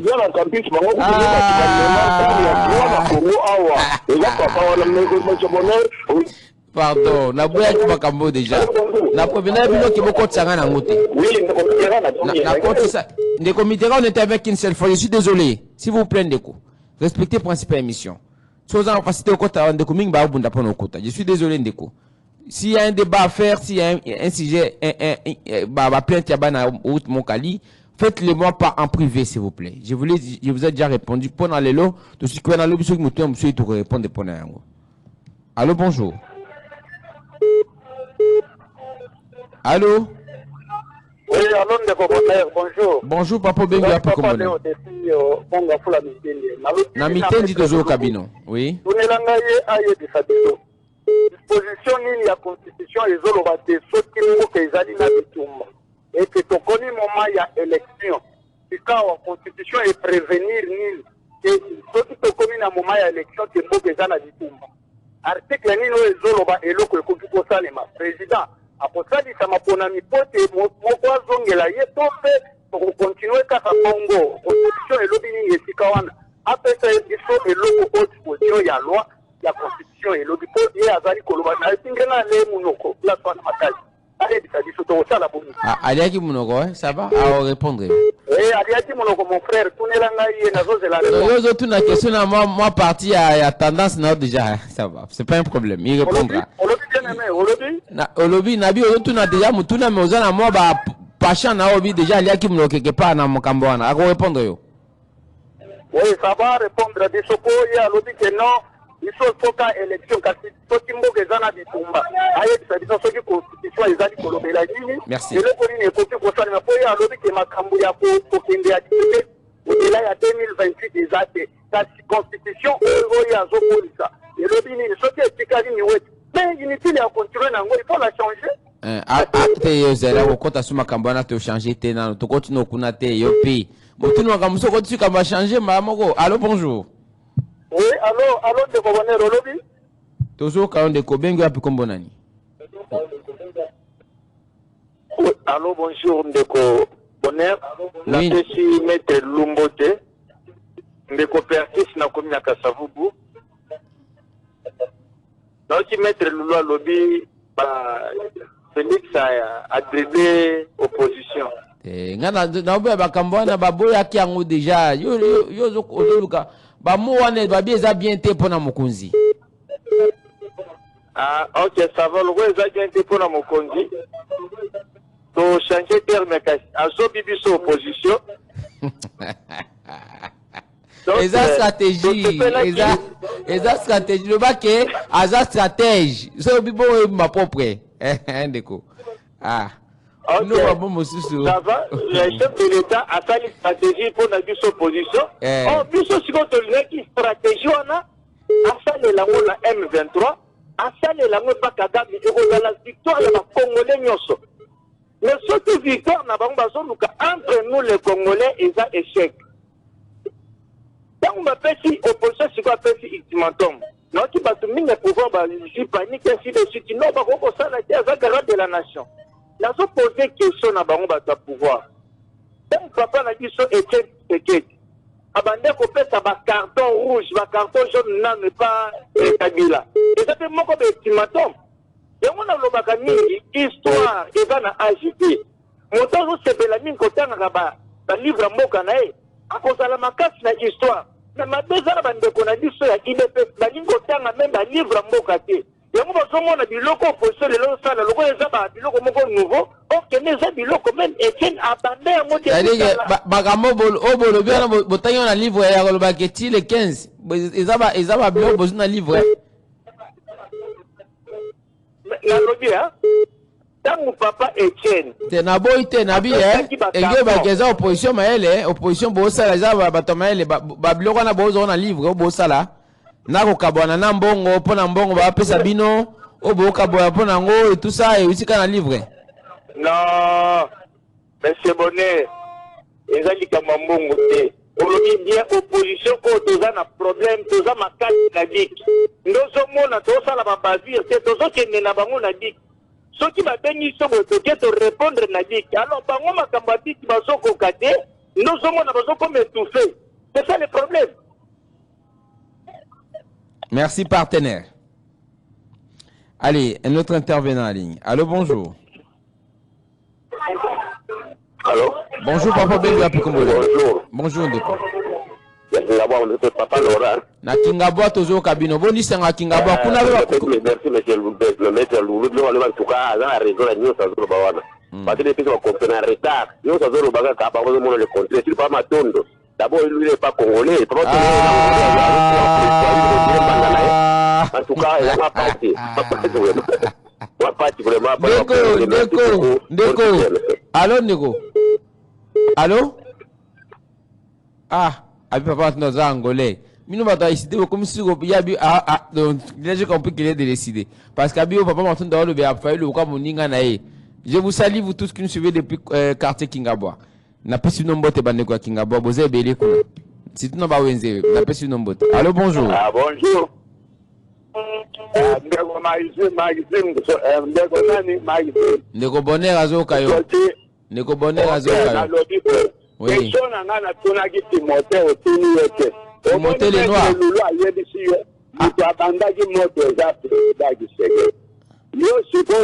Question wano tuni ete adimi asali da jale no tiake na dengera ga biso tomalo hanga lo sanzola na metre bibi da le daga na se kato de la biso makambo abia ya ba tai de pesi wala tete chio la biso na kanda wana na kati yo zamu to wapi ozamu to ya iside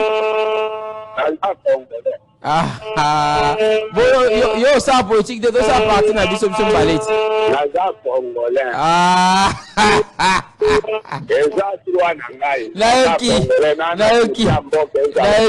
Naoki ngaza bezo ngazo sa parti na biso naza congolais na congolais.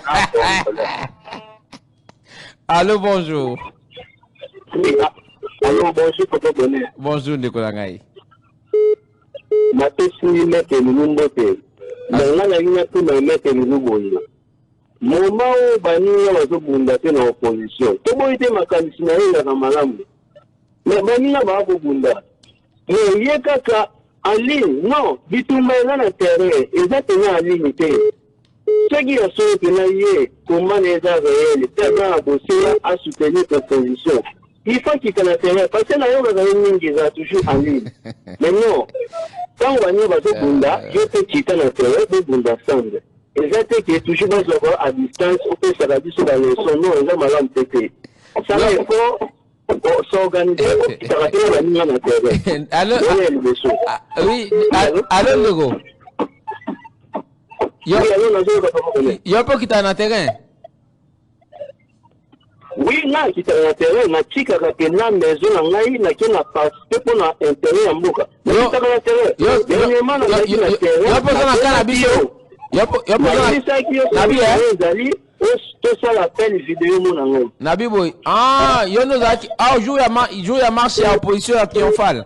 Jour ya oui na zalaka na triomphale. Na nga yo so ko sa possibilité na to l'appel vidéo mon ngai na kati ya tout.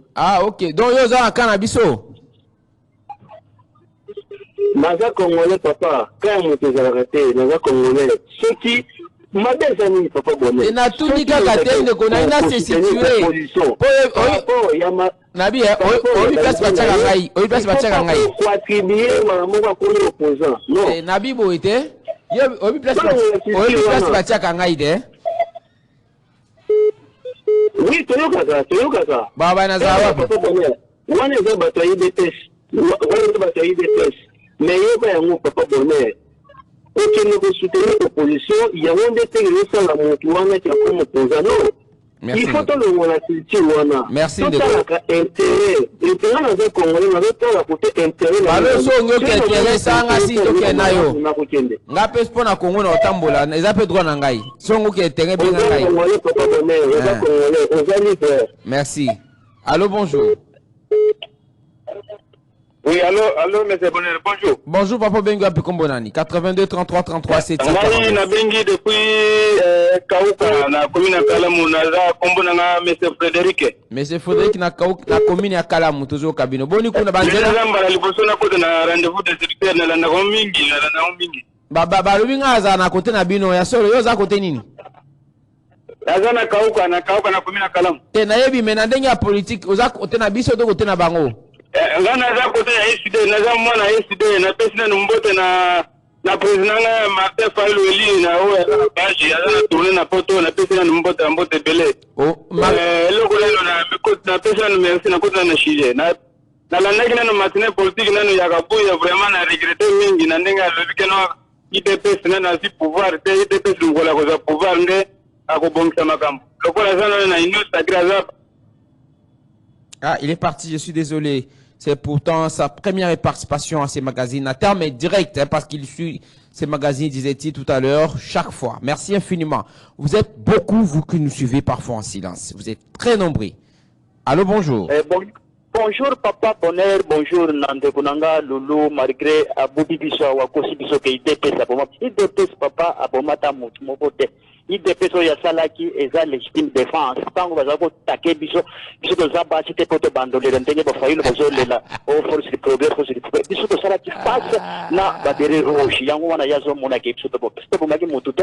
IDPS c'est une partie au côté na pouvoir de bomi mutu. Abi depuis nos 4. Oui papa. Abi bo soutenaki rébellion depuis nos 4 bokoti masolo. Non, wana za makambo kota papa na ngaya le président Tshisekedi jamais a soutenu banti valeur mutu nyonso ayebi yango oyo tadi makambo ya nini oyo bapesi le 15 papa na ngai ekoleka président akoconvoquer dialogue te pe akosala nini wana bango basenga yo bandeko loba dialogue ekozala te zelana yo bandeko loba dialogue ekozala te dialogue ezala te omoni bapesi nationalité oui bandeko loba dialogue ekozala te omoni ke suki bapesi nationalité dialogue ekozala pe mandat papa po mutu tango asala mandat na yesu te dialogue wana eza pe pour violer constitution.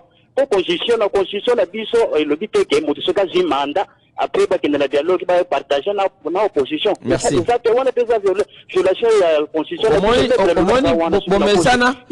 Bomesana ko pesa bato ya nationalité yo pe ba pesa yo biso oyo bango bapesi bandeko penge wana eza maloba apaka bazoloba combien de fois déjà batie batati ya marché nalobi boye bino bomesana ko pesa bato ba nationalité yo lobaki yo Moïse Mbia akomi mbirerere tango akomi tango apesa point de vue yo pa pesa yo ki ayo en tout cas papa na ngayo skizenga na landi penza bien te ya zo katene ba pesa yo pe nationalité abe za angolais yo nde oza angolais yo oza angolais babi yo oza angolais mais bakoko na biso bauta musika bato to komona bato yango zo mona ke baba yete bakoko ne soki bakala na ngola biso yo pe babi oza angolais zo ka to sa semblant no koto na zo kaka bien te koto wana kaka. Alors on va prendre 5 interventions rapidement 30 secondes bolimbisi tokozongi la bino lobi pour la dernier numéro. Allô, bonjour.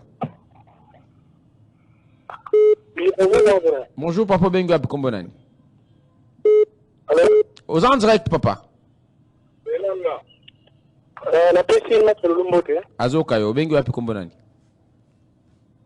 Ouais, l'autre tu vas dire na marche ya crash continue. Ah okendeki eh? Ni ko na compagnie ici na mutuka pour wana kene ko soutenir bango te ngala na utika mutu wala tika ina na tiofalwa. Ah eleka ndeni? Oui, ngai na obie mais na mona ikaka suka nango bato bingo bimaki ke mutata biso kimura mbongo bato ko peso ya bato ko na bango bazala tuana. Parce que mona ka bato mingi ba ko kana pe na mwa pe normalunga te. Agent basile makasi des autres kama ina suka. Donc moi be chop chop bimaki.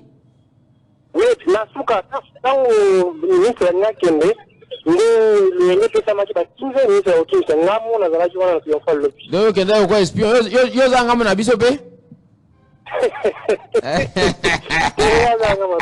Ah, yo kenda ko espion ko trahir secret c'est là on se peut annoter ndeko.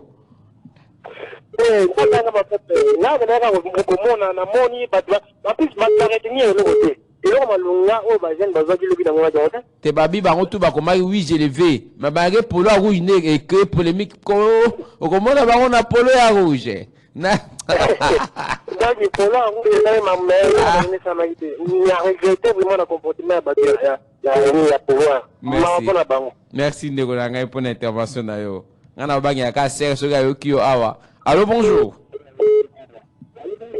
Oui, bonjour, papa Bonnet. Bonjour, Ndeko Bengo Apicombonani. Papa Willy na commune à Kinshasa. Commune à Kinshasa, boni kuna banzela continue béton na béton, hein, Fatibé. Oui, béton. nazanga na lancement ya avenue du marché bazosala déjà basali terrasse. Bon, avenue pe Kindu baosala kobanda Prince Kasavu pe Binongeleri. Avenue Songolo baosala kobanda Wileri Kimati Bokasa. Lancement eza déjà. Donc misa ezo salema fatina biso azawana na nombo azana mission. Azana mission yango tendeko. Yo poza depuis basala. Cabine de Saini. Mai réside des autres. Yango kabinda ko bana Prince Kasavu butidi marché mai za la soudé. Ah oui mais nzela on peut umeli nzela kabinda wana umeli makasi. Nzela se fili nango me mai depuis bakata wa déjà so ikina ne yango mai za la. Asi balobi kamba nzela on peut so ba osala benga ba expert te arrêter zo le baki kambo wana.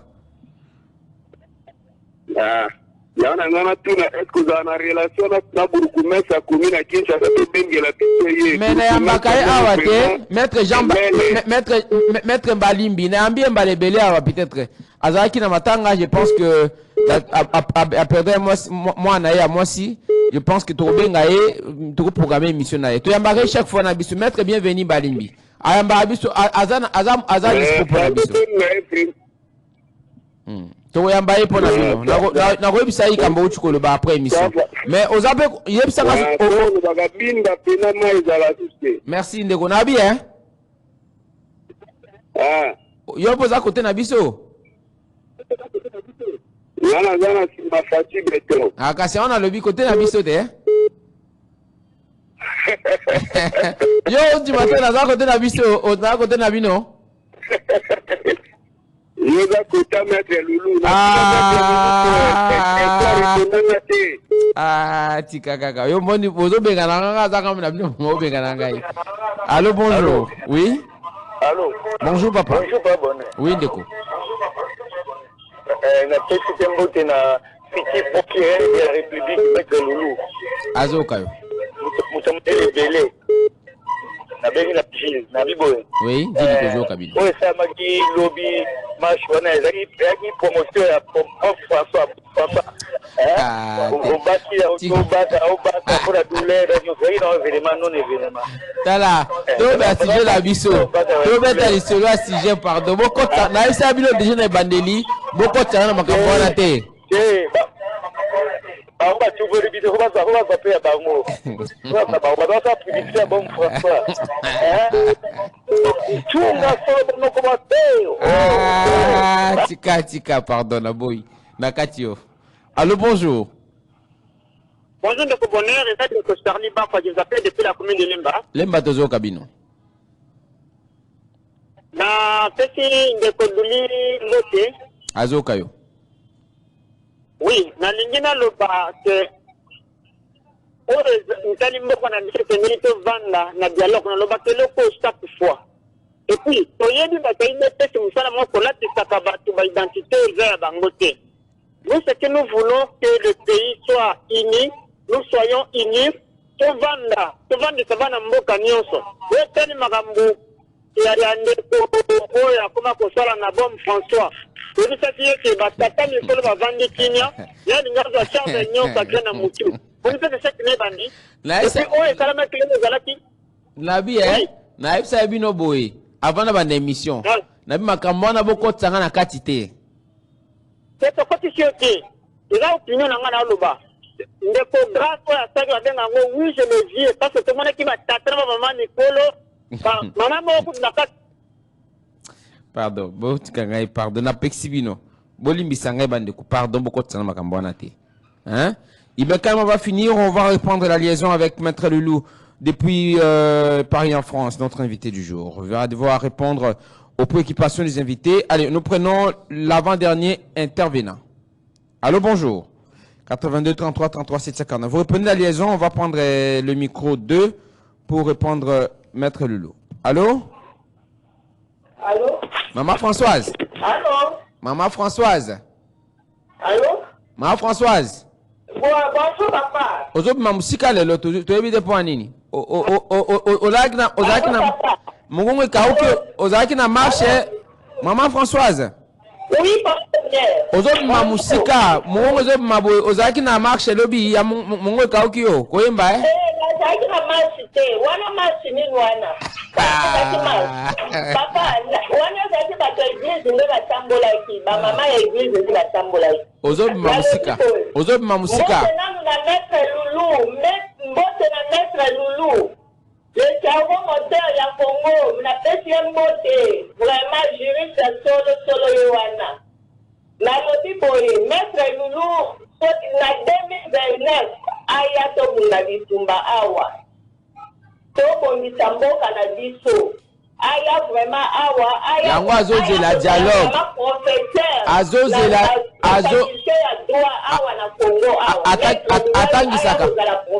atangisaka déjà mais ce que tozela nde 2 jours ezoya tozela 2 jours ndenge ezoya wana dialogue soki epesami tokozwa badetail mosusu ndenge toyeba ne makambo esalema na oyo bisia ndenge bandi kosoigner déjà boye eza baavantage na nga mpe po il faut na se retrouver. Voilà, allez, on va prendre les tout derniers intervenants. Merci infiniment à vous tous qui suivez le programme de la 96.8 MHz. Je rappelle que nous avions réussi pour vous dans ces studios dire en partie de votre média en ligne, Radio Liberté Kinshasa, Maître Loulou de Limoutou. Il est à Paris, en France. Il est invité principal de cette émission pour le compte de ces 4 numéros de la semaine. Demain, ça sera le débat. Et sauf changement, il y aura un invité spécial, mais je vais vous communiquer ça. En tout cas, par l'entremise à Maxime, la première partie. Mais ce qui est sûr, demain, nous allons recevoir pour le compte de ces magazines, il y a une structure qui nous a contacté. Dans le cadre, toujours, il y a Assainissement Kosalema Ngumba Kinshasa. Je pense qu'ils ont évoqué l'idée, la fondation Jeune Kalaté, voilà. Œuvrant notamment dans le domaine de la jeunesse, de l'assainissement, de la protection de l'environnement et de l'amélioration des conditions de vie des populations, qui vient, voilà, c'est en fait le nom de la structure, Fondation Jeune Kalaté, qui a d'ailleurs, qui promet de déposer un mémorandum de signalement concernant la fermeture et l'occupation d'un tunnel au quartier Badara. Ils ont écrit au chef du quartier Badara. Ils ont également signalé au gouverneur à travers une voilà, copie réservée. On va y revenir demain. Ça sera dans les détails. Ça sera pas une émission spéciale, mais ils vont évoquer cet aspect par rapport à l'assainissement Kosalema na Tiangou. Voilà. On va répondre à notre invité en ligne. Maître Loulou. Oui, je suis là. Alors, d'accord. Merci beaucoup. Merci pour notre technicien. Le micro est opérationnel. La liaison est reprise. Olandi bandeko oyo ba pesi makantina bango. Nikamba bon François kokot sanga te Maître Loulou pardon. Betaka masoni bandeko balobi.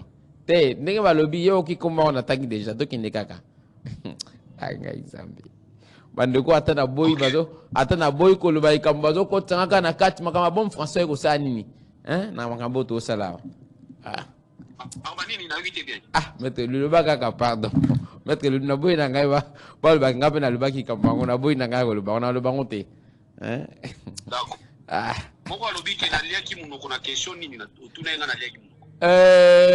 Voilà, il dit comment expliquer ce qui guerre est commis, conseil mandengeni scénario, ce qui guerre est silité, comment concevoir que ma premier ça les maîtres, que ça va se passer comment, mais vous voulez que Bandeko par exemple Bazakuna voter T, ça va se passer comment, est-ce que ça sera pas une forme il y a balkanisation, il faudrait que guerre ici la élection ça les m'a dit de manière générale. C'est-à-dire conséquence d'un haut d'office, c'est qui dans le delà 2028. Je ne sais pas si tu as une question. Je pense que c'est ce qu'il a voulu dire autrement. Par rapport à la situation, il y a pour l'élection peut-être.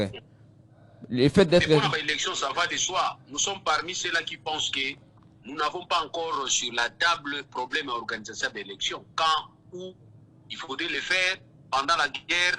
Avant la guerre, après la guerre, alors ce que vous allez sujet autour ce que dialogue est là, c'est ainsi j'insiste que le dialogue vous allez bienvenue dans sens soi.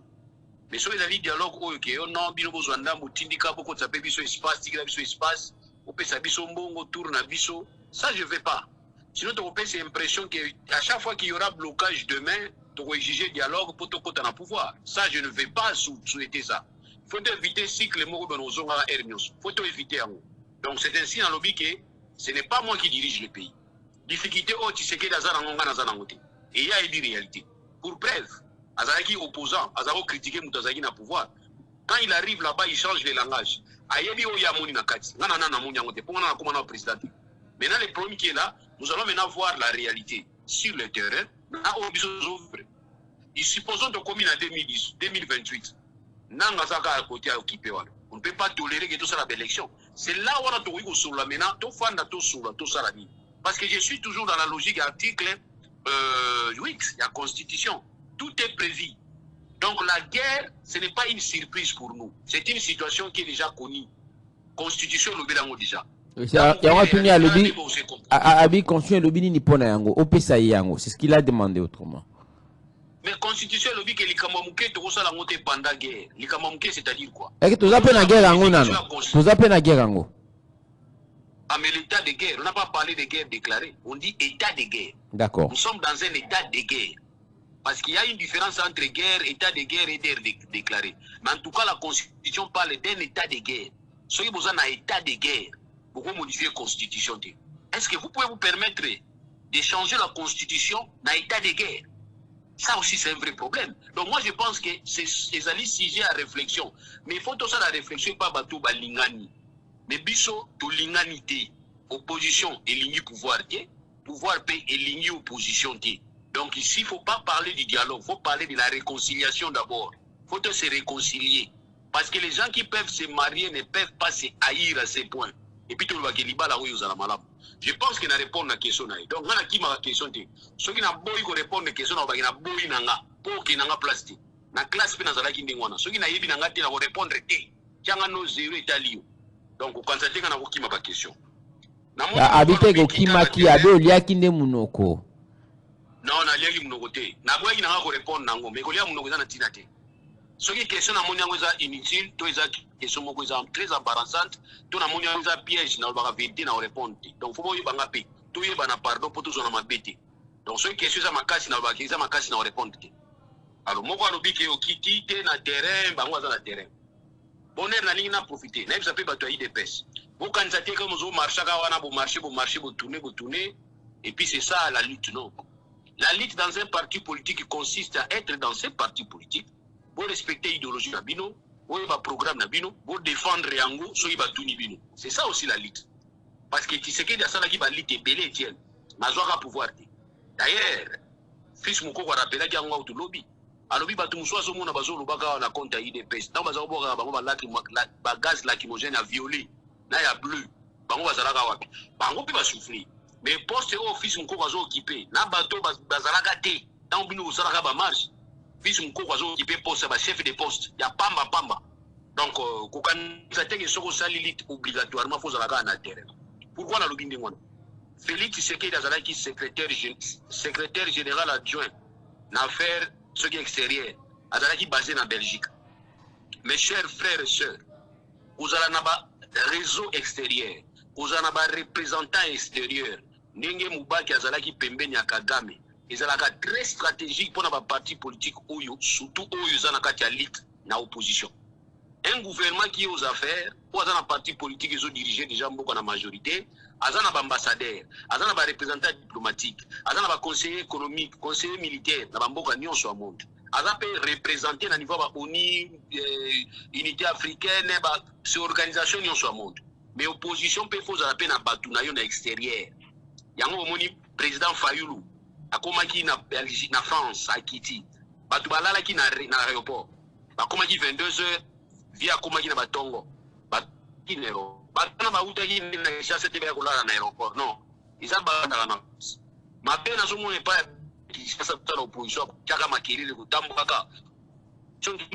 Plus que bazali banda. Non. Aujourd'hui les gens qui sont à l'extérieur bazo passer ba message na ba organisation minene. Parce qu'il y a des gens qui sont ici, où ils ont décidé, ils ont vol na PPRD bazokumisa ba parti ya Moïse Katumbi bazokumisa ba parti ya Bolodja bazali ko travailler na cadre ya kosala lobbying na niveau ya ba institution oyo ezali ko croire susu na ba régime ya Kinshasa te ndenge bakolaki na bango libuso. C'est un grand travail ça la magalo. Lobino tellement bozali limité bokanisi kaka opposition ezaka na Kinshasa otambolaka opposition biso totambolaka non monsieur c'est que dit lobbying te. Donc, si à niveau États-Unis, le l'administration américaine, et ben, moi position, c'est parce qu'il y a des gens comme des Moïse Katumbi, des gens comme des Franck Diongo, des gens comme des Jean-Claude Mambemba, Bazakuna qui travaillent, ils travaillent. Et nous autres aussi, nous travaillons. Je vous ai dit que j'ai fait des requêtes, na côté qui requête, na côté qui lettre, et signalement même par rapport, il y a plusieurs violations des droits de l'homme. Nous avons été même reçus à niveau, il y a Genève. Tous allons qui reçu, tout comment qui va l'être pour avoir sa situation à Congo. Qu'est-ce qu'il faudrait que ma partenaire n'a biso balo belati sekedi dans le cadre de dialogue. Il faut que tout va résoudre des problèmes, un problème ou tout bien un problème à cause profonde. Toye bayango izanini parce que vous reconnaissez que Tshisekedi Diabzala qui entend en guerre et bandaki. Mais maintenant lui est en train de subir. Qu'est-ce que nous devons faire pour réfléchir? Il n'est pas au comprendre que il faut que tout marcher ensemble dans l'espoir que tu vois tout ça, c'est l'extérieur qui le fait. Tant failli tout n'a pas failli le décider à Kinshasa. Donc monsieur quand tu parles à terrain, plutôt à terrain, on a un terrain comme il le bakanga qui non. Donc sur le ligne peut pas bakanga. Boyo to sala marche bakangi na onte zela jour na yo juba okanga yo nde obenga biso to défendre oka ki bakanga ki. Na mito so question musu na répondre. Alors vous faites les résumés, c'est vrai qu'il y a beaucoup de gens qui vous ont encouragé, beaucoup de gens qui ont allé dans le sens de votre réflexion. Au conclure rapidement tout si ça peut aller là parce que bande quoi commercial va dans cima. Problème na ngai za moko koloba ke dialogue oyo batumusu azo kanisa yango fait ça la peut-être ça yango te bio zo kanisa. To peut-être yango te ngana zo kanisa. Dialogue ngana zo kanisa fait ça la peut-être pesa yango te bino pe bozo kanisa. Mais mutu na mutu faza la clair na dialogue ya yi. Soto lingi dialogue to ba dialogue eza pona objectif nini? Finalité zani. Dialogue oyo ngana lingi lulu betre lulu mutu lulu. Eza dialogue oyo ya koyebisa Tshisekedi bongisa ba propos na yo. Yo za président de la République, symbole à unité nationale. Au prétexte serment article 74 ya ko observer et puis ko défendre la constitution. Batuna yo ba komi ko dénigrer constitution. Moko apasola ki angazala mutu pamba te. Maire de la ville a pasoli constitution. Ça ce n'est pas bien. Donc yebisa batuno bazala tranquille. Pour na biso toujours reconnaître yo zali président légal, président légitime. Mandat na yo aussi na 2028. Si quelqu'un pas encore bonga pe mandat na yo na 2028 na comprendre même guerre ali est-ce que na organiser une élection bon wana to solango kimia mais continue na usala musala bunda na guerre continue sala mboka ndenge guerre parce que ne tout le tableau concept de guerre le mot guerre existe dans la constitution. Constitution prévoit qu'est-ce qu'il faut faire. Ça ndenge constitution revenu mais yo zana mutu na yo ke guerre ali concentre-toi na guerre diriger mboka dans le calme possible. Obino boya ko rejoindre nga na niveau oyo vraiment kopesa biso mbaimba ekosisa biso valeur. Continuer kaka tozela kaka mandat na wesi na pe to kosola biso après. Moi je pense que ce dialogue à sens wana je suis d'accord. Mais dialogue o bien bozwa to ça na 1 + 4 asika. Bino bozwa marché oyo. Bozwa wana en tout cas bozela nga bolem. Merci. Allez, merci à vous tous qui nous avez suivis. Nous vous retrouvons demain pour le dernier numéro de la semaine. Ça sera le débat au cours de ces grands rendez-vous, ces grands magazines, votre Radio Liberté. Merci à Ibn Kanima, Armel, Junior Kassandet, tous ceux qui nous ont accompagnés de l'autre côté de la cabine technique. Nous vous retrouvons demain. Portez-vous bien, rediffusion 20h juste.